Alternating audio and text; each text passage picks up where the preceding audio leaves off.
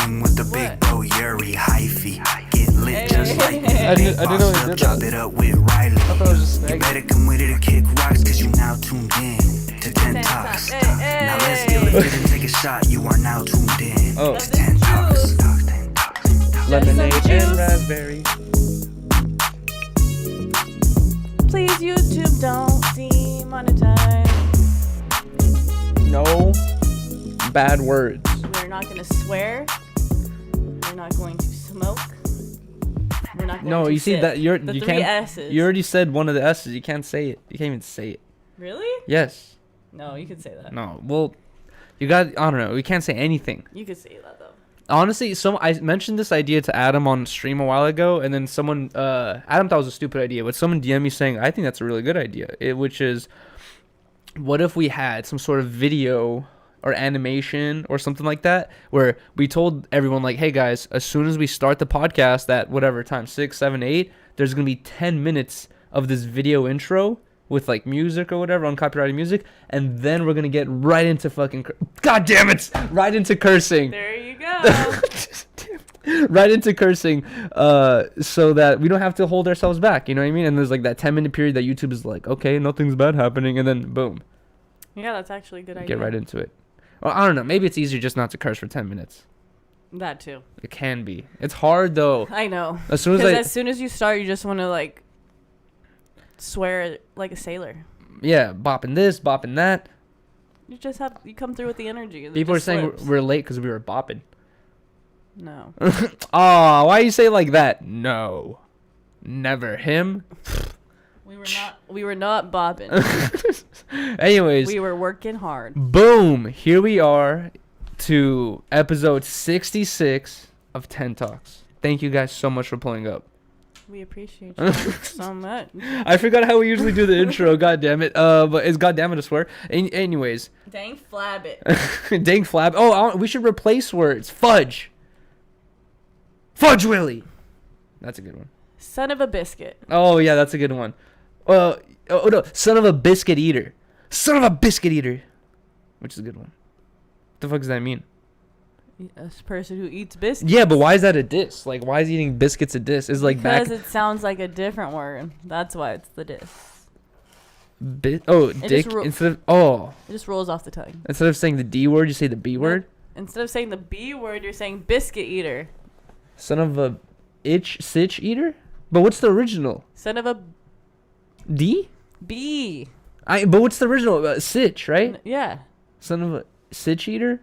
It's just Oh, it means like you it's eat. just son of a bee, but then when people are saying son of a biscuit, people add the eater at the end. Eater. 'Cause they're saying son of a biscuit. So it's never eater. Eater's just the addition. I thought they're just replacing the biscuit with or replacing the word with biscuit, and the eater is always there at the end.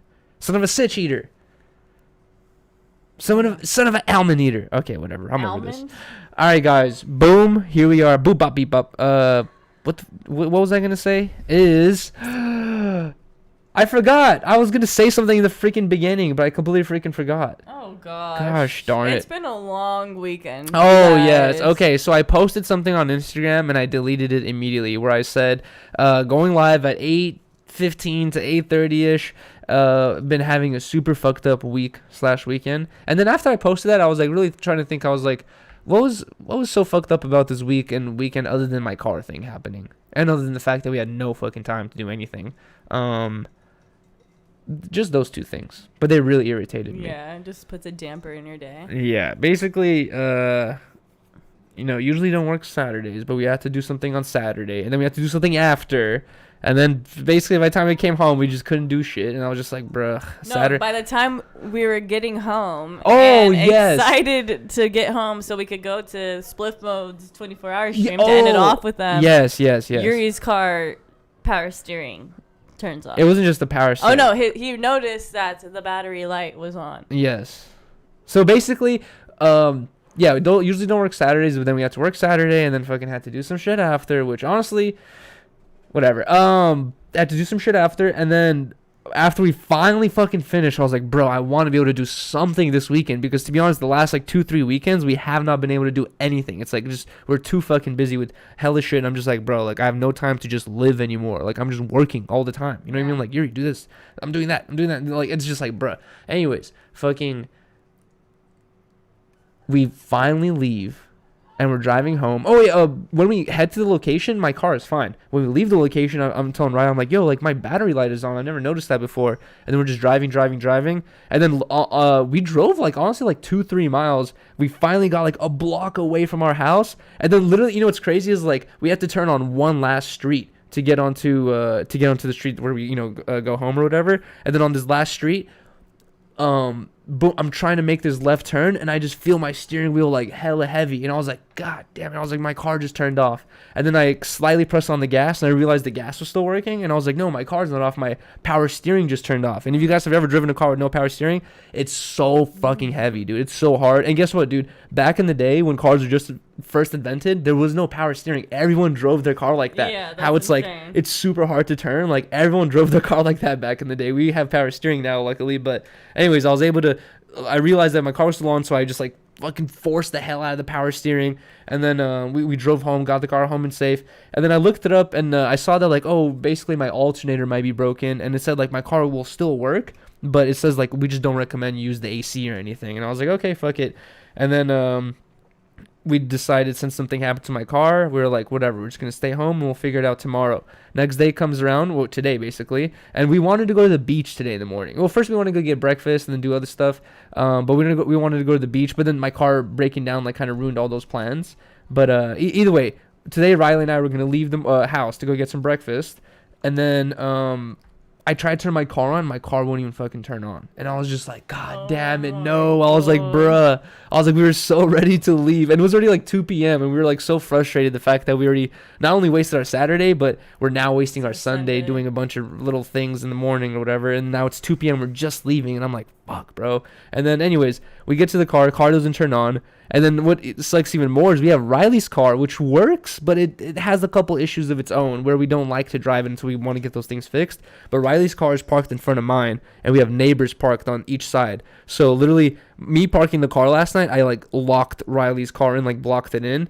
And today when we were trying to leave in the morning, we were like, crap, can't use my car. Riley's car's blocked in, and we were like, dude, like, we're fucked. Another Sunday just down the drain, basically. And then this is where I was telling Riley, I was like, this is where playing Zelda has really helped me out, because I was standing there and I was looking around and I was like, there's so many times you're playing Zelda and you have these little puzzles of like, how the fuck do I do this? And I was just standing around looking. I was like, what can I do?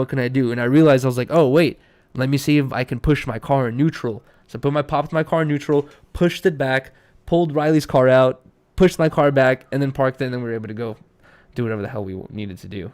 I was just so shocked that this actually happened to your car, because bro, it's been so good. It hasn't given us any like really any sign like that it was gonna. Yeah, but honestly, like I always had the same idea that like, oh, my car is well taken care of. Like, my parents gave it to you, my dad gave it to me or whatever. Well, like my parents gave it to me basically, and my dad is super on top of taking care of cars, and especially his cars. He's like he changes his own brake. Like, he does everything mechanically himself. Like, he knows what to do, and he's always on top of doing everything because he wants the shit to last a long time. And when they gave me the car, I thought everything was like in tip top condition. And like we talked about a couple episodes ago, I just realized that my transmission oil hasn't been changed since the car has been fucking bought in 2012, and you're supposed to change your transmission oil. I forgot how often it is, but when we went to the Jiffy Lube or whatever it was, and the dude was changing my transmission oil, he's like, you should have changed this like 2-3 times by now. He's like, I'm surprised this is your first time changing it type shit. So anyways, I'm basically saying is I expected, or I thought my car would be super well taken care of maintenance wise, but I feel like there's a couple things that just slipped by, Yeah. It's probably changing the oil and stuff, but I don't know. Basically, something's going on with my alternator or battery, which really freaking sucks, because an alternator is like $200, a battery is like $300. And my car is also kind of fucked up too, so bruh, it's just like we have this shit thing out of luck right now. Yeah, we're super shit out of luck. Also, like, Riley's car, it can just turn off at any moment. At any we can be point. driving. We don't know. Yeah, we could just be driving, and then like you press on the gas, you're like, oh fuck, car turned off, and then You definitely can't go on the freeway with it. Like, yeah, at that point. we try to go on the freeway with it today, and the car is doing this thing where it's like skipping gears. Like you feel it in gear 1, revving to maximum, and I'm slamming on the gas, and it won't jump to second, then to third, then to fourth. You know, like it doesn't jump gears or whatever. Like, it doesn't go to the next one. It just stays in one gear. So you can't even go on the freeway. We're kind of fucked right now, and it sucks because like there's so many things we want to at least go to the, like we've been talking about it all week or past 2-3 weeks. We're like, bro, we just want to have a beach day. We just want to go to the beach and just chill. Not only that, it's just like, dude, like there's so many things that like I want to do financially too. Like Yuri's birthday is coming up, and then it's like now we have to get both of our cars fixed for real this time, and that's probably gonna put a dent in our. I don't really want to do anything for my birthday either way. No, I'm serious. do. I don't. I do. I really don't. I'd feel better mentally about saving money than spending money. Aw. I'm serious. Now you're gonna make me feel guilty. No, okay, whatever you did, it's too late. But I didn't even think about that. You're right. Now we have to fix both of our fucking. Well, cars. let's just pray that it's not gonna be as crazy as we think it is. It's gonna be doable. That's the thing with car shit. It's always worse than what you think it is. I know. That's what I'm talking about. But Car this shit? is why I'm trying to say, like, just be positive. You go into the fucking mechanic. You're like, hey man, my tire pressure's kind of low. Could you fill this bitch up for me? He's like, oh man, your engine just exploded. You need 13,000 fix this fucking bobliglator. And you're just like, god damn it. Why'd I come here? It's kind of like going to the hospital too. That's why when DGG said car broke down, can't fix that shit, I cry at night. I admit that shit. Yeah. I felt I'm gonna that. be crying tonight, bro. I cried at night. I admit that shit. Bro, like how the fuck am I supposed to car get? problems suck. How am I supposed to get to fucking work and shit, dude? And that's what even sucks. We're gonna have to waste money on Ubers now. It's like, bro, it's just gonna be a huge detriment. We can take my car to work. I think we'll be fine. Actually, yeah, you're right. I forgot about that. We could take your car to work, probably. We'll be fine. Anyways, that's why I posted that this week has been super fucked up, and why I've been super, or just kind of feeling stressed today. We're just so bad at managing our time because we work long hours. We come home super late. It's not even like time management. It's just No, like it is, it's though, like too. no, it's something that like there's this page. Shout out to Jason from work. He told me to follow this page recently called like Muddy Buddy or something like that. I forgot what it was. It's a super political page that. I wouldn't say they're left or right wing. I would say he's actually the dude who, guy or girl, whoever runs this page is probably like a socialist or like a communist, something like that. But they just post hella political shit where they fucking just call shit out, right? And this is something I've been thinking since I've been a kid, bro. Since I was a kid, I've always thought of the fact that when you're a kid, that's the most vital time to have your parents around you, right? And guess what? When I was a kid, at those vital times when I needed my parents around me, they were at work till like 11 p.m. You know what I mean? Like I'd be asleep before they fucking came home type shit or whatever. And just like, I always thought of this when I was a kid. I was like, damn, like these are my prime years where I'd really want to hang out with my parents and I can't. You know what I mean? Then you get older, then you got to get a job and you still can't hang out with your fucking family or whatever it is. You know what I mean? And all this stuff. And I always thought of this as a kid is just like, whatever system we have set up here of this like working all day shit is just fucking, it's not right. You know what I mean? Like you can make all the justifications you can or whatever, but if, at the end of the day, what is most important in life? All the money you make running your business or doing whatever, or spending time with your family? Exactly. And guess what? It's always spending time with your Making family. memories. And it's just like, anyways, the reason why I bring up this page is because they were basically saying like, I forgot what they were referring to, but there's other systems that can work other than this fucking 9 to 5 Monday through Friday bullshit. You know what I mean? It's like, bro, we're not supposed to be sitting in an office fucking just sitting there waiting for work all day. Like, dude, bro, no. we go there as soon, like when the sun comes up. We leave when the sun comes down. Like it sucks. And That's but this is like, yeah, that's life for everyone. Everybody. But it's like, how do you change that shit? I know. I wish we could. Well, it all starts with, I don't know, a couple people fucking starting a different type of business. But then I don't know, bro. Harmonious man for president. This shit's just weird. No, hell no. I fucking make things worse. Same. And also I'm Don't Russian. trust my ass. I'm Russian, so I can never become president. But I don't know. I've always thought about this as a kid. It's like, bro, like how the fuck can you just spend more time? You know what I mean? Like with the things you actually care about. And then That's honestly, the golden question for everybody's goal, right? You know what I was thinking today too is like, I was thinking like, damn, dude, I remember when I was like fucking I don't feel like we're fucking doing well financially at all right now. I feel like we could still be justified as broke. But I remember when I was like living with my parents, and I was just like super broke, like digging through my parents' like change jar for like $5 so I can drop 5 on a weed sack type shit. Like, you know what I mean? I'd be doing that every day, just spanging some dollars so I could smoke weed or whatever. And I remember thinking, like, at that time, it's like I had all the time in the world. I was with my parents. I lived with them. I hung out with them all the time. I was hanging out with my friends all the time. I was skating. I was doing all the shit that I actually liked, but I was broke. You know, I had no money. And then now I'm getting to this point where it's like I have a little bit more money, but now I'm not actually happy anymore. You know what I mean? I'm not really fucking doing the things that I really liked. It's like I'm just like, I was like, yeah, I had this thought today where I was just like, damn, dude, like it's a weird flip of events where I'm like, I wasn't happy there and I'm not happy here either, you know? Yep, dude.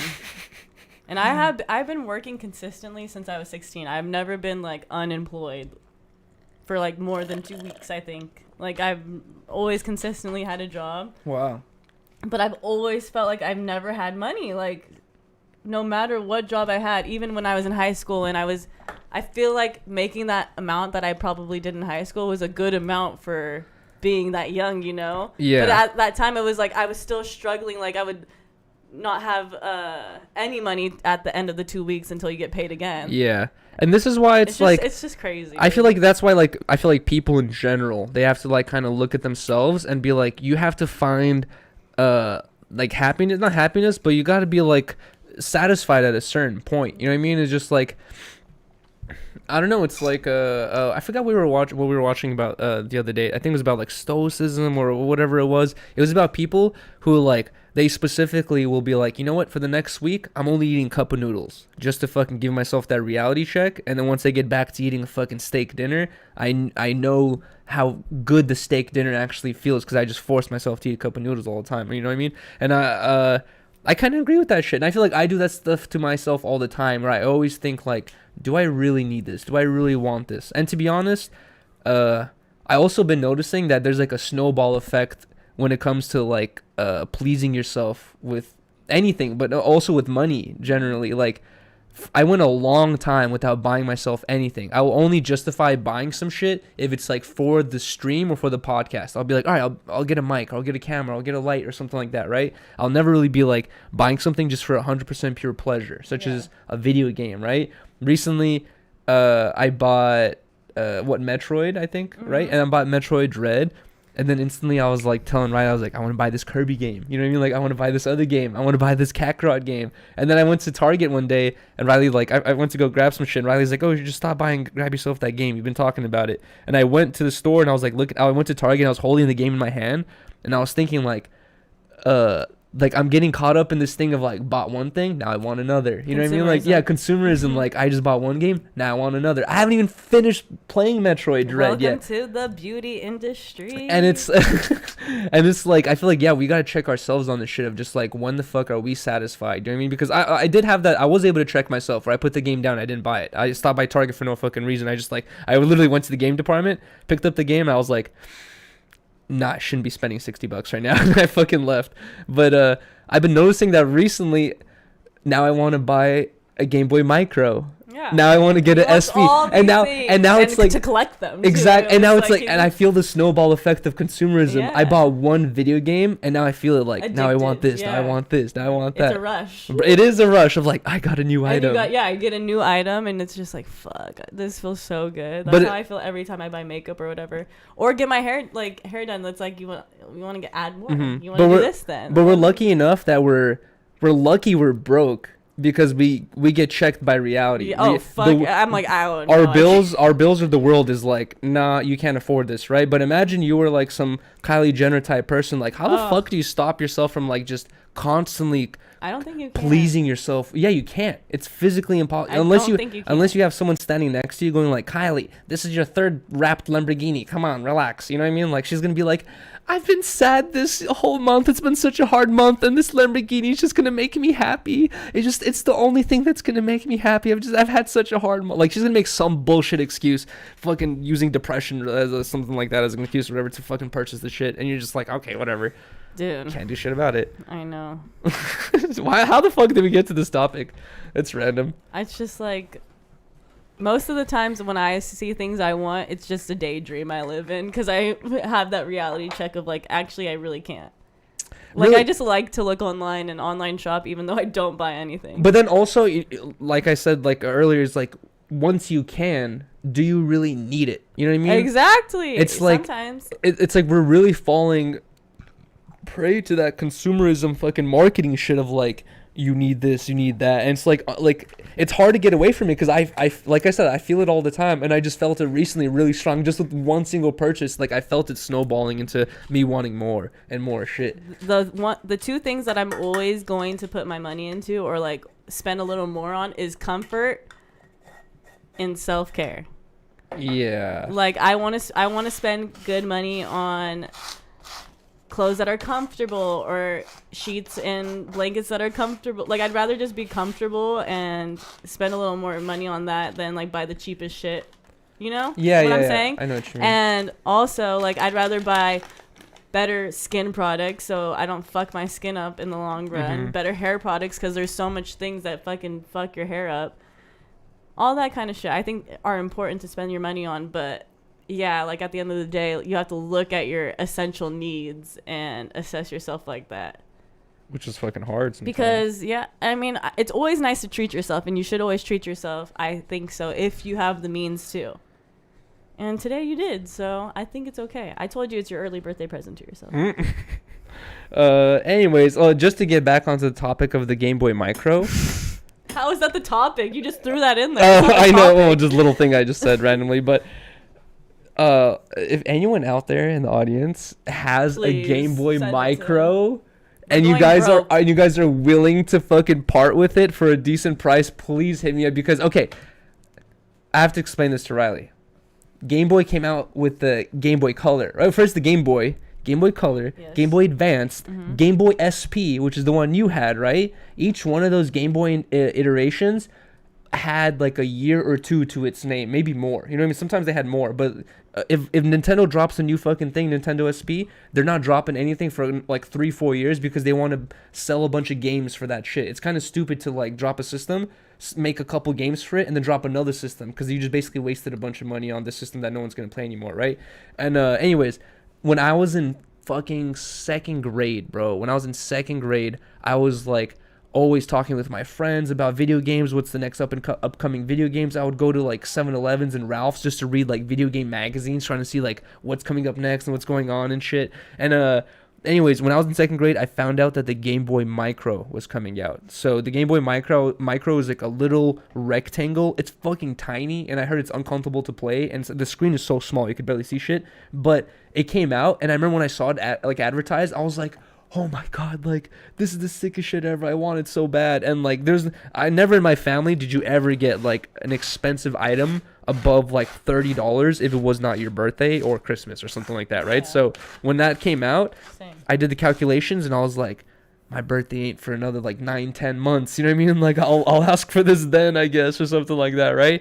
And then they fucking canceled it before my birthday came out. They released it. It was out for like 3 or 4 months or however long, and then they fucking dropped it. It wasn't for sale anymore. And then like I basically missed that opportunity. And honestly, I don't even think my parents would have been able to afford it to begin with at that time. But now I can fucking afford it. And I keep trying to justify it to myself, thinking like, you don't need this stupid game, like this little system. But in my head, I'm like, bro, I wanted this shit so fucking bad when I was in second grade. You have no idea. And now it's like I remembered it and I was like, bro, I really want this thing. It's the nostalgia. It's like this, it's kind of like fulfilling that void I had in second grade. You know what I mean? You never have anything like that? Like some Barbie doll that you wanted and your mom wouldn't buy for you, and you're like, I'm buying this shit for myself, fuck it. I had these star earrings I got. Star? I've worn before that are like bedazzled stars, but like they're hoops, but they're in the shape of stars. I was like, if I seen these as a kid, I would have been crazy for those. So that's why I got them. Oh, really? Because I was like, they remind me of me as a child. That's funny. Like I would have loved that, but no, I don't like want anything that I had as a kid. I don't. Dude, like guys got really fucked with this fucking video game shit. Like, Yeah. and I did because I was just watching TV. I didn't like Hannah Montana. Like, I don't want a Hannah Montana wig. And also, it's like I see, you know, video game channels will try to like throw in some girl like fucking talking about like girls will try to start video game channels, and it seems like they're interested in it, but there's a hype around girls who are video game girls right now, right? Yeah. And I'm wondering, like, how many girls really like playing video games? You know? Like, I think a lot now. How many girls played the original Ratchet and Clank, and were like, my sister, this is the best story in the world. Brittany was playing video games. Really? Yeah. Actually, you know what? I played video games with my sister, but my sisters grew out of it, dude. Like, yeah, it's like we grow out of that shit. That's what sucks, is like I used to play video games with my sisters, and it got to this point where they're like, we don't care anymore. Like, yeah, you can just play it. And I'm like, man, like, this sucks. I gotta play with myself. Because I would try to play games too with my brother, but then like at a certain point, like, I'd rather play with Barbies. Really? My little sister. It's so cool though. It's like once you like movies, and like video games is really like a movie. Every video game is a story, fucking issue, some sort of problem. You are the one fixing the problem. You save the world or whatever it is, and then you see the end of the game. I hate having it's a whole movie. I hate having to continuously like restart after you die. That's only in certain games. Though. Yeah, there's save points. Most of the games that I played had that feature, and I hated that shit. I would just rather not. You see, like I'm playing Metroid Dread right now, and Metroid Dread is it's like a 2D game. You can run left or you can run right. It's not like a 3D like Ratchet and Clank type game. And even in Metroid, like the story plot line of what's happening, why I'm doing what I'm doing is like so interesting. Like I want to know more. I want to know what the hell's gonna happen. Yeah, when I was a kid, I was just like, I'd rather make up my own story, my own thing. I feel that. And make my sister play with me because she was little and she would do what I said. Before we continue on with the show, I want to give a huge shout out to our sponsors. Yes. I'm going to go grab a kombucha while you do that. Grab two. Shout out to the spons. Yes. You already have one. Well, you want ice? Oh, yes. I'll grab ice. And I'll smash that one real quick, and I'll drink another one after. Right. Just bring two. Anyways, I want to give a huge thank you to Stay Grounded, guys. It's an Instagram account. If you guys are into buying fashionable clothing wear, if you guys watch Disconnect and you guys want to, stay tapped in with all the new brands that are coming out that everyone fucks with, tap in with Stay Grounded. It's an Instagram account. It's Stay Ground, DEAD, not like the normal dead, but like dead person, whatever. Stay Grounded.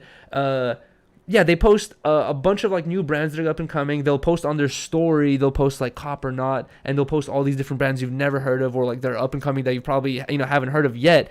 And it's a good place to find new drip, basically, if you guys are into that type of stuff. Or if you guys have your own brand or company, you guys can get in contact with them, and they'll post your shit on their story, and they'll ask their audience if they fuck with your shit or not. And if you guys like have some fire merch and you don't have like an audience to get their opinions of or on it at this point, they're like a good IG account to tap in with, where they'll post your shit, and you guys will be able to get people's opinion on your work or whatever. So tap in with them, and a huge thank you and shout out to Stay Grounded. Thank you guys so much. And also, guys, I want to give a huge thank you and shout out to our new sponsor.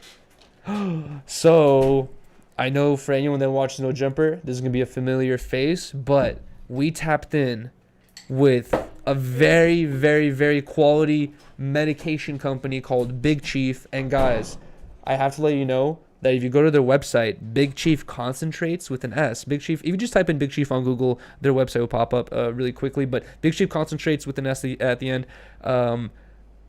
Whatchamacallit, if you go to their website, you can find out about how to, because I get this DM all the time. People are always just like, how do I get the Uzumaki? How do I get the Mac and Chief? How do I get the stuff that you guys smoke on all the time?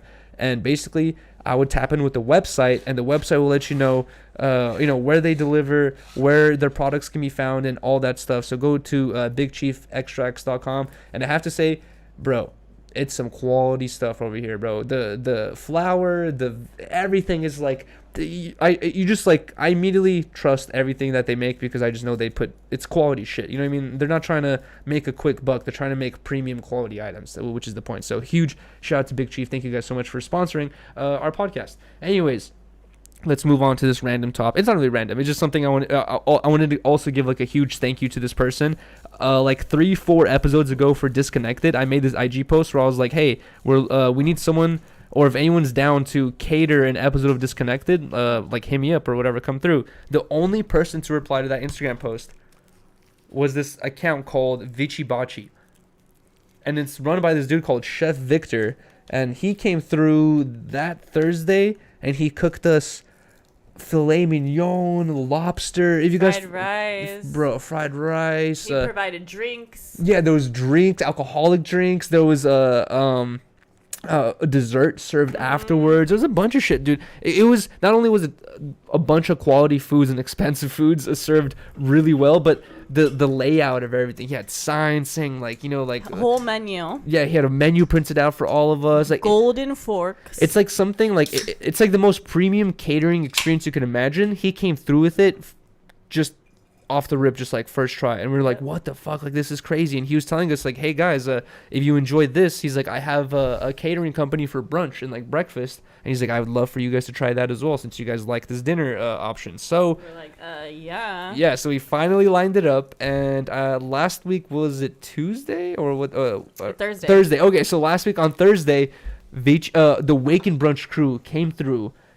And okay, so first off, I have to say a huge thank you and so much, and an apology to them. Where Wednesday night, I think I was on stream or something happened where I basically stayed up super late and I woke up a little bit later than expected. And usually I have to be at work at 11, right? They were at like the job at like, I don't know, 9 or something like that. It was like 9:30, and they were like, bro, we're here, what's up? And I'm like, oh my god, like I'm just waking up, like give me a second.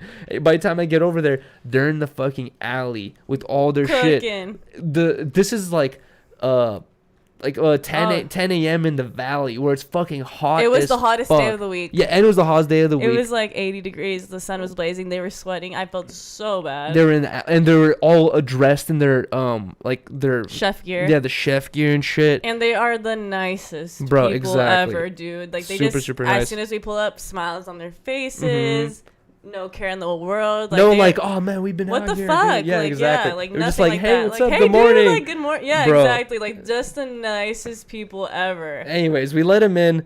They just to wrap it up real short. They fucking gave us the best brunch experience ever, and it was the most delicious breakfast plus dessert on top of the breakfast. It was insane. They went above and beyond. Huge shout out and thank you to them. Thank you guys for doing that. Vici Baci and Wake and Brunch, and then also.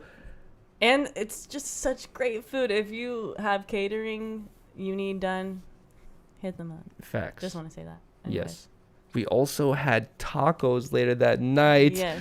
I fucking forgot the name of the taco brand. Cedars, right? Mm-hmm. Was it? I believe so. Cedars Tacos. Thank you so much. And a huge shout out to the homie Scumbags who lined that up. But, dude. Bomb. Yeah, the tacos are fucking insane. Delish. Honestly, some of the best tacos I've ever had. For real. I really, really like them. I like the fact that the sauce was preloaded on them. They're all preloaded. I hate the idea of me having to load up my own taco. It's like, no. Just give it to me preloaded. You know what I mean? I'll just fucking smush it up and eat it. And that's how it was. Not only that, he put 2 tortillas with cheese in between as the taco base. He did? Like a quesadilla, yeah. Oh my god. Okay, that's genius right there. And it was crispy. It tasted so good.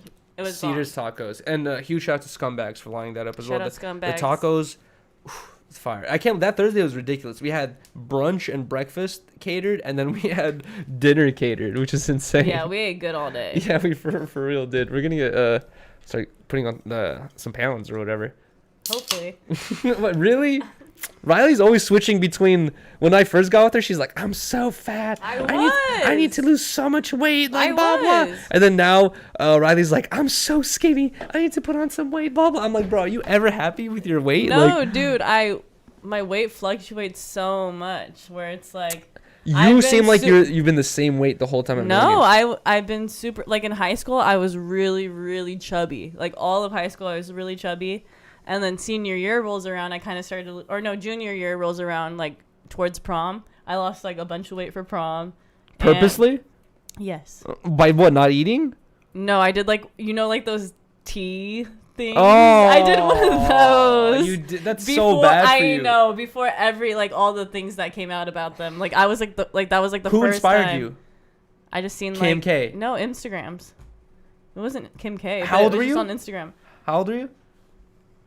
16. 16, bro. You are literally. I was chubby. You're proof of like what these girls did. Like these girls who were pushing this tummy fucking, what is it called? I know, and it works. works. What are they called? The skinny tummy things? Like tummy tea. The tummy tea. They're all these IG girls are pushing this tummy tea shit. They were not drinking it themselves. They would fucking just don't shame they me. would just shill. No, I'm not shaming you. I'm shaming them because they got called out for shilling this stupid shit that's not good for you, and they're like, dude, all your fans are little girls. They're gonna be buying this stuff thinking they're gonna look like you. Look, you're worked. 16 years old drinking some acid fucking that makes you good. shit. I looked good at prom. Bro, no, not worth it. It worked for 2 weeks, and then I gained all the weight back. That's what I was going to say after that. So those are not worth it. You do lose the weight for 2 weeks, but then as soon as you get back to your regular diet and exercise routine, I'll say this right now: fat and healthy over skinny and unhealthy. It ain't worth it. That shit was like $60. $60 to fucking. And I was a kid in high school. To fucking contaminate your fucking stomach or some shit, whatever the fuck it does. Anyways, I was just saying it fluctuates, but right now I do feel like I don't eat enough throughout the day because I start eating at like 2 p.m. It's my fault. And I just gotten skinny where it's like I'm not thick in the right places anymore. It's not your fault. I just wake up late and I don't make breakfast. It's my fault too. It's honestly it's our how much we work, to be honest. I feel like it's just hard to prep meals, dude. And you don't like it either. You don't like meal prep. I do. We've never tried it. To be honest, you keep saying, dude. Okay, don't say I but don't like. Say you don't like the idea. Don't say I don't like meal prep because I told you so many times. Do it. All right, I'll try it out. Do it. Okay, you never fucking do it. You're right. I always say, hey, you don't like it. You don't do it.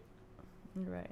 I'm gonna call you out. But you do. Don't say that because don't say that you say that you don't like the idea of having meals. I don't like the idea of eating like that. Okay, number one, if Riley and I cooked a bunch of chicken right now, right? Tomorrow you 3 days. No, hold on. Listen. Tomorrow you might eat it. Okay, academic. Tomorrow you might eat it. After tomorrow, you're like, it's old. It's been in the fridge for days. Blah blah. I'm over it. You never eat things on the third day. You expect do. you no you don't. Yes, I do. No, you don't. I've have. never seen you eat things on the third day. Yes, I you have. expect me to believe that you're gonna eat a 5-day-old meal prep. 3 days is my top, and I will. I have before. You're the one that doesn't. I always tell you I wish we had leftovers. Lies. We're literally arguing on the podcast. It's not an argument. Okay. Anywho'sville. Riley and I finished watching the Andy Warhol. We haven't. Oh, we haven't? But we kind of just decided to together we're over it. Bro, it's his voice. It's the fucking Uncanny Valley AI voice of his, whatever. It's super weird. But can I say this is... We basically got to the last episode. We got like halfway through and we're like, fuck this shit. But I have to say that I talked about this on the last podcast about how I feel like they're over. It's not even just whoever made this documentary. Is this fucking like woke ever since 2016 shit? Like people just hyper focus on sexuality. Like what sex are you? What are you, boy or girl? Like everyone fucking cares so fucking much about this shit. You know what I mean? Like chill the fuck out. Anyways. Everything's too horny. For real, bro. This whole documentary is all focusing about how he's gay, right, bro? When you first was like, we were like, let's watch the Andy Warhol thing. I was like, hey, I know about his art style and I know about the sample soup can and whatnot. I would like to know about how he started painting. You know what I mean? Like maybe his teenage paint years. What inspired him? Like what his first. People how it came about exactly, like so many fucking questions of his art and the person, and we spent 5 or 6 hour long episodes, basically 6 hours, all talking about how he like sucks dick and fucking gets fucked in the ass. It's but like, doesn't bro, talk about it. Yeah, and doesn't talk about it. It's so like, it's like all their speculation because he's it's passed all on. speculation, exactly. And they're just speaking on his sexuality when he's not even here, bro. anymore. And that's what I'm saying is like. I feel like I'm not the only one. It's like I'm like there's no way I'm the only fucking person seeing this shit. It's like, bro, stop focusing on people's sexuality. I get it. Just say he's gay. That's it. We get it. Just say he was secretly gay in one of the episodes. Just be like, he had a couple boyfriends. Literally, one episode could have just been about all the boyfriends. It exactly. Could have been one sex episode. Thank you. Just to throw it in there. It could have been one episode about all his fucking boyfriends, and then they were like, and that's it. That's you know what it. I mean? They could have Or just maybe themed or it. maybe even about one boyfriend that was in the era of whatever timeline they were in, Yeah. and they said he had some other ones later on, and that that's about it. But let's go back to the person. Let's go talk about the art and the philosophies behind the person. Because even and the all this last shit. person that they were saying was his boyfriend, or like they had a romance. What was his name? That artist, John, I think? John. Yeah. There was no actual evidence or factual things that they were actually together like that. So it's like, why is this such a focus? Like, one whole episode was about him. And also, one thing that woke people all get mad about is, and honestly, it's fair to get mad about this, is like outing someone. If someone doesn't want people to know they're gay, you telling everyone like, hey, just found out fucking Steve's gay. Yeah. That's bad on you. That's not good for you to tell. That's his responsibility to tell everyone he's Right. gay. John has fucking died already with this secret of that he's gay, and you guys are fucking like, I think he's gay. I don't know, Bruh. dude. Like, he might be gay. Like, it's like, bro, get the fuck out of here with this shit. Tell me about the artist. Tell me about like No, oh, sorry. I wasn't talking about John. I was talking about the other artist that had the Oh, weekend hair. Basquiat? No, he was for sure gay. Yeah, but they were saying that they might have been together or not. But Oh, yeah. and it's just like, That was interesting. Honestly, like, I'm interested in that because guess what? Basquiat is a huge fucking artist. I've always known about Basquiat. Did not know that he was literally with him. only like 20, 30 years ago. Like, he was not that long. I thought, when I heard Basquiat, I always thought like older artist. 100, 200 years ago or something like that. I had no idea he was like so recent. And number two, I had no idea he was gay. That was interesting to me. Yeah. I was like, oh, wow. Like, he fucked Basquiat in the beginning and they had a relationship. But You know that's what I I'm mean? Like, saying. That's crazy. They weren't saying. That's what I was trying to say is that there's no proof that they were actually in a relationship together. They were just had sus pictures. Yeah, they had sus. Yeah, they had sus pictures. Wait, and also he said I took pictures of a Basquiat in his jockstrap. Yeah. See, I hated the voice. It throws you off because he has no emotion. Like, I know. if they had some, like, but it just makes it seem like that's the way he talked, and I don't think that's how he talked. No, everyone says, and I was happy about that. Yeah. I was happy about that. And I was happy about that. And you're just like, it's just Ew. fucking weird list to listen to. Anyways, Nobody likes the automatic voice message on a phone. Yeah. Nobody likes that shit. It's fucking annoying. It's You want to slap your phone or annoying. throw it against the floor or something like that. I hate that. They have no emotion. They have no empathy. I need some oomph around the voice. Or just like fucking. They literally could have just hired a voice actor that just sounded exactly like yes, him. exactly. They But just wanted also- to be so 2022 with it. I heard voice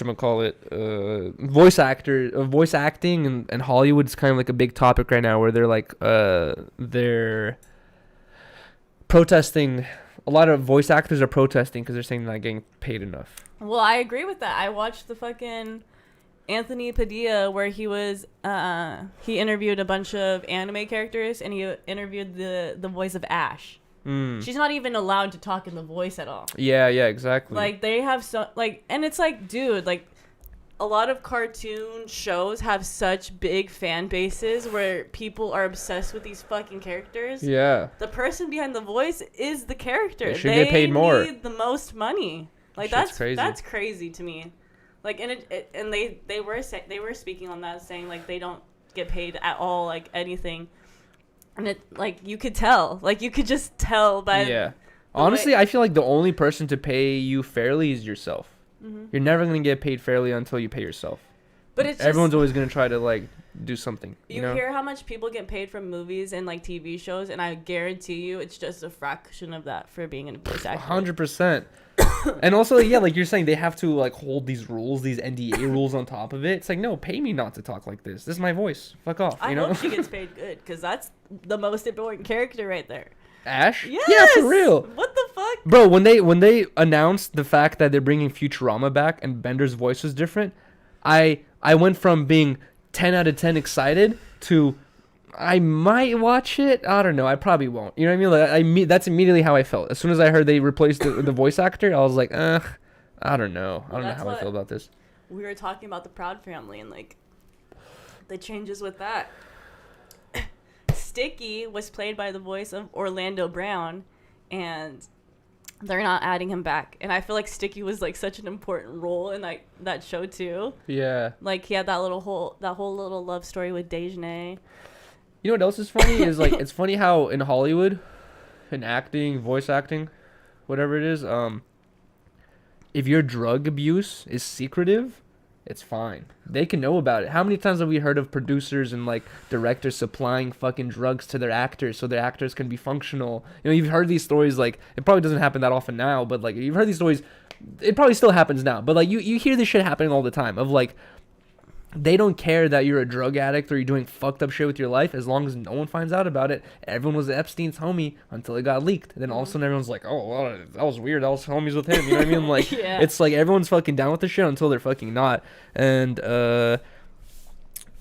what the fuck was I saying? I was getting to a point of a certain thing. God damn it. How actors in Hollywood that do drugs. Oh, yes. I was going to say about the Orlando Brown thing. Now that it's public knowledge that Orlando Brown is like a drug abuser or was a drug abuser. Now they're like, can't hire him no more. Mm-hmm. He's a drug abuser. It's like, no, half the fucking entertainment industry is drug abusers. Secret drug abusers. If it's public, no. That's bad for our rep. You know what I mean? I feel like it's better for your rep to be like, hey, we're actually hiring this dude so he's staying busy working, and then we're putting him in a rehab afterwards. Like, we're working with him to make sure he's staying sober. Yeah. That's better in my idea. And he's making money. And he's able to take care of himself. You know what I mean? Like, we fucking sucked all this money out of him when he was like doing well when he was a kid, and now he's like, oh yeah, we don't have nothing to do with him.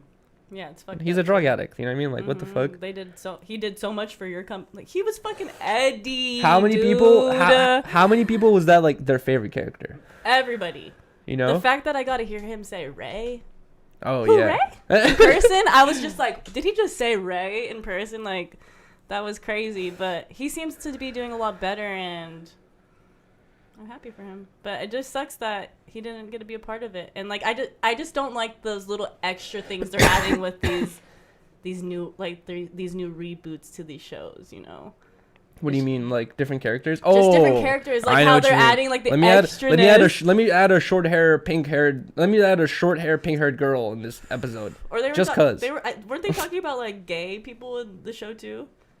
I don't remember. I feel like you know what's funny is like so funny. This is something Riley and I talked about before. Is like this whole concept of like gay, you know, and like all these other things has never been not talked about. There's been episodes, there's been characters where it's just like it's talked about. It might even be a highlight of a whole episode, but now it's just like this, like it's like this fucking thing where it becomes, you know, Gay Pride Month, and then fucking Nike posts like a rainbow on their fucking thing, and it's like, oh, you're gay for this month, okay, you know what I mean? It's just like all these companies are now like, oh, this is the hype right now, we gotta include these types of characters, you know what I mean? It's like, no, this has been a thing. Now you're kind of overhyping it to the point where it's almost disrespectful, I feel like. You know what I mean? It's almost like you guys are taking it doing too much. Culture vulture shit. Mm-hmm. That's literally culture vulture shit. Oh, this little minority group or whatever of people is like they're talked about right now. Let's pretend we fucked with them the whole time. You know what I mean? Like that every fucking company is doing that. Dude, and people don't see like through it. Ukraine shit. Oh, as yeah, soon as I the know. Ukraine shit happens, all the fucking companies stop fucking with Russia.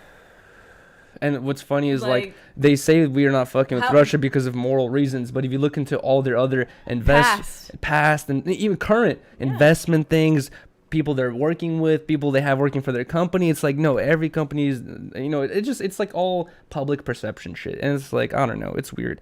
At some point, I'm just like, when we had like big social issues like that too back in the day, were companies doing that?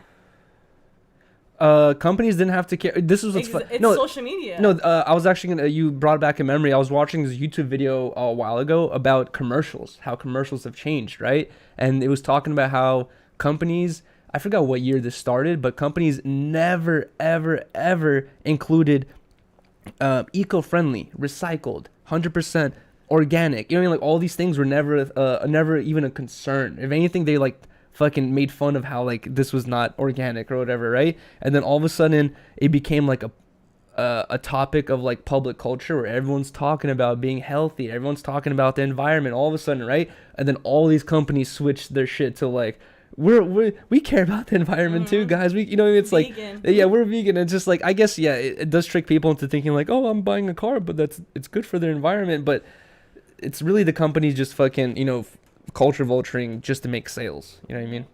Every fucking company does it. But what can you really do to avoid this shit? I feel like the best thing to do is like be aware of what you want to spend your money on and why. Exactly why you want to buy this item. You know what I mean? And that's why like I focus on functionality over drip. You know what I mean? Or whatever it is. Yeah. Cray. I like the idea of like getting a pair of pants and you're like, oh, what? There's a side pocket right here. There's a custom lighter pocket right here. There's a pocket on the inside. This pocket is stash weed. You know what I mean? Like all these functional little things. For the quality. Okay, these are worth $100. You know what I mean? You see another pair of pants that says, it's just a pair of pants with 2 regular pockets on the front and back, and it says Supreme on the side. You're like, oof, $200. Let's go. AKA what you just did earlier today. Okay. Oh, should we talk about it? Sure. Riley and I went to Buffalo. Was that our first time together? Mm-hmm. We went to Buffalo Exchange for the first time together, and it brought back memories because I remember I've done this for a long part of my life where basically I would go to Buffalo Exchange and I quickly got this like little routine I would build up where I would go to Buffalo Exchange in Hollywood, which was only like a mile away, so I would like go skate there. I'll bring like a blunt with me or some joints, or later on it was dabs, and I would like go post up at some spot next to Buffalo Exchange, smoke for like 20-30 minutes, gets fucking blasted, faded, just gets so faded I'm just like ugh, like zoned out, put on some headphones, start blasting music, walk into Buffalo Exchange, and then spend like 2 hours just fucking going through clothes, you know what I mean, going through shit, because once round 2 became super popular and moved to Melrose, this kind of like thing, everyone started finding out about it. But for a long time, people didn't know that, dude. A lot of people will look at thrift shops and be like, nah, I want to buy new stuff. You know what I mean? Like I want to be rich. I want to buy new stuff, like whatever. They're like they think it's like kind of like degrading or weird to buy used items. You know what I mean? Like I never fucking cared about that shit. And dude, I learned from a long time ago that Buffalo is the jug, dude. Like you can go in there and find like, this is an exaggeration, but you'll literally see like a little tag that says Gucci sweater, $50. And you're like, what? Like what the fuck? No way. And you'll take out your iPhone, look up like this brand Gucci sweater, this design. It says like $500. You're like, what the fuck? Like, no way this is real. And that happens all the time, you know, where you just see shit that they don't have the time to be resellers in that store. They just they get 5,000 sweaters. They're like, you know what I mean? Yeah. And anyways, we went to fucking Buffalo Exchange today. We were doing the same thing. Riley was looking through her section. I was looking through my section, and then I see a Supreme. I never cared about Supreme, right? And I see a fucking Supreme crew neck or something like that, right? And I'm like, what jacket? I'm like, what the fuck? Take it out. And I'm like, what the hell? Like, I'm gonna look this thing up because I had like a serial number on it. I look it up and I just see like $200, $300, $400. I'm like, what the fuck? And I can't find that specific color of the one I have, but I see the same design. So I text Phil, shout to Phil, hit up Phil because he knows a lot about Supreme. I'm like, yo, what do you know about the sweater? And he's like, bro, that's a rare design from 2012, 2013. It's hard to find. He's like, it's like $300 right there. And they were selling it for $75. And I was like, dude, I'll resell this bitch. I was like, fuck it. And I was telling Riley, I was like, I'm gonna buy this shit for $75 so I can resell it. But I think I'm gonna wear it for Disconnect the next episode. Yeah, you first. definitely have to wear it. You have to wear it. But I don't know. I just want to let anyone know that doesn't know, bro. Buffalo Exchange and just any thrift shop, you can't get demotivated. Oh, also, I have to say that for me, if I were to hit Buffalo Exchange 10 times in a month, maybe 5 of those times I'll find something I like. Maybe 3 of the times I'll find something that's worth more than it's what it actually is. But if you go a lot, you're likely to find some cool shit, you know? And I was gonna say that I usually hate going through shit in stores. Like I hate going to like TJ Maxx because there's so much shit on the racks. Yeah. Like looking through that shit. But my 2 friends, Maddie and Hannah, shout out to Maddie and Hannah, are the best at that shit. Like thrifting. TJ Maxx, like they always find the cutest things, and I'm always like, how do you find this stuff going to those places? Because I never have any luck, but I just literally have no patience for it. It's patience, exactly. And they just tell me like, you really just have to take your time. But today I was in that mode where I was like, I'm actually like down to look. It's fun. It is because I've been like, there's this new app called ThredUp, which is pretty much a thrift store in an app. Everybody could just sell their clothes online. You're thinking of reselling too? No, I've just been looking through it to buy shit. Oh, okay. And like you could search up any brand and they'll have it organized for you, which I like. but I'm scared of online shopping. But I've been just looking through the app just to find like cute See if you find anything. shit. So I've been kind of in like that thrift Mode. shopping mode. Yeah, And so yeah, today yeah. I was like actually excited, and I found hella shit. But It's like you really have to take your time and go through every item Exactly. in the rack. But I was gonna you say- never know. There's a lot of hidden gems. it's adventurous. It's fun because like if you go to a American Apparel store, right? Every shirt is American Yeah. Apparel. So you're just like, oh, I don't like this. I see the rack of 15 of the same designs. Don't like that. Don't like that. It's easy to just look around. In one of those stores, like each little fucking shirt that you fold through is like could be a whole different thing. And honestly, I saw a bunch of other stuff. I saw a bunch of like Huff shit, primitive shit. I was hoping I saw a lot of skateboarding stuff, so I was hoping I'd run into something Palace, but I didn't find anything Palace. But it's like it's fun. It's just like if you have the free time and you know like you're interested in that type of shit. We need to go more often. And it's like when I used to I'm down. When I used to do it earlier, it's not because I was ever just I've never ever been interested in like clothing or looking nice or anything. I literally went there because I would need skate shoes and skating clothes. And you know, It's cheap. Yeah, it's cheap, exactly. So I would just go there and fucking find nice shit. And I told Riley that there's been a couple moments or a couple times to me that happened where I went to Buffalo Exchange. I got a pair of shoes.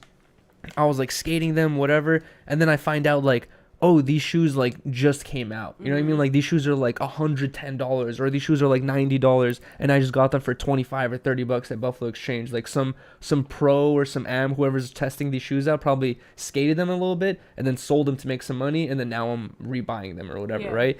And there was this one specific moment where I went to Buffalo Exchange looking for skate shoes. I see this one pair of shoes that are like really, really good skate. I forgot what company it was, but it was like I could tell that I would really like them. So I bought them for like, I don't know, like $25-$30.